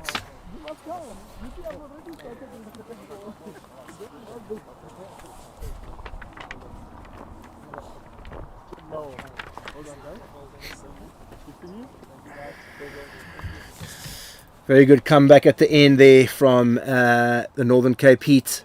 Thought they bowled to a good plan. They realised that short straight boundaries into the pitch was going to be the option, and they utilised the big square boundaries, of which quite a few of the players were caught out deep on the square boundaries, resulting in an 18-run victory for Northern Cape Heat. Summary of the day: Northern Cape obviously won the toss, elected to bat first, and got 202 for 4 in their 20 overs. Contributions from Van Dier, Klein-Hans, Kim and Haasbrook all getting over 30. And in reply, Mpumalanga Rhinos finished up on 184 for 7 off their 20 overs, just falling away slightly in the last few overs.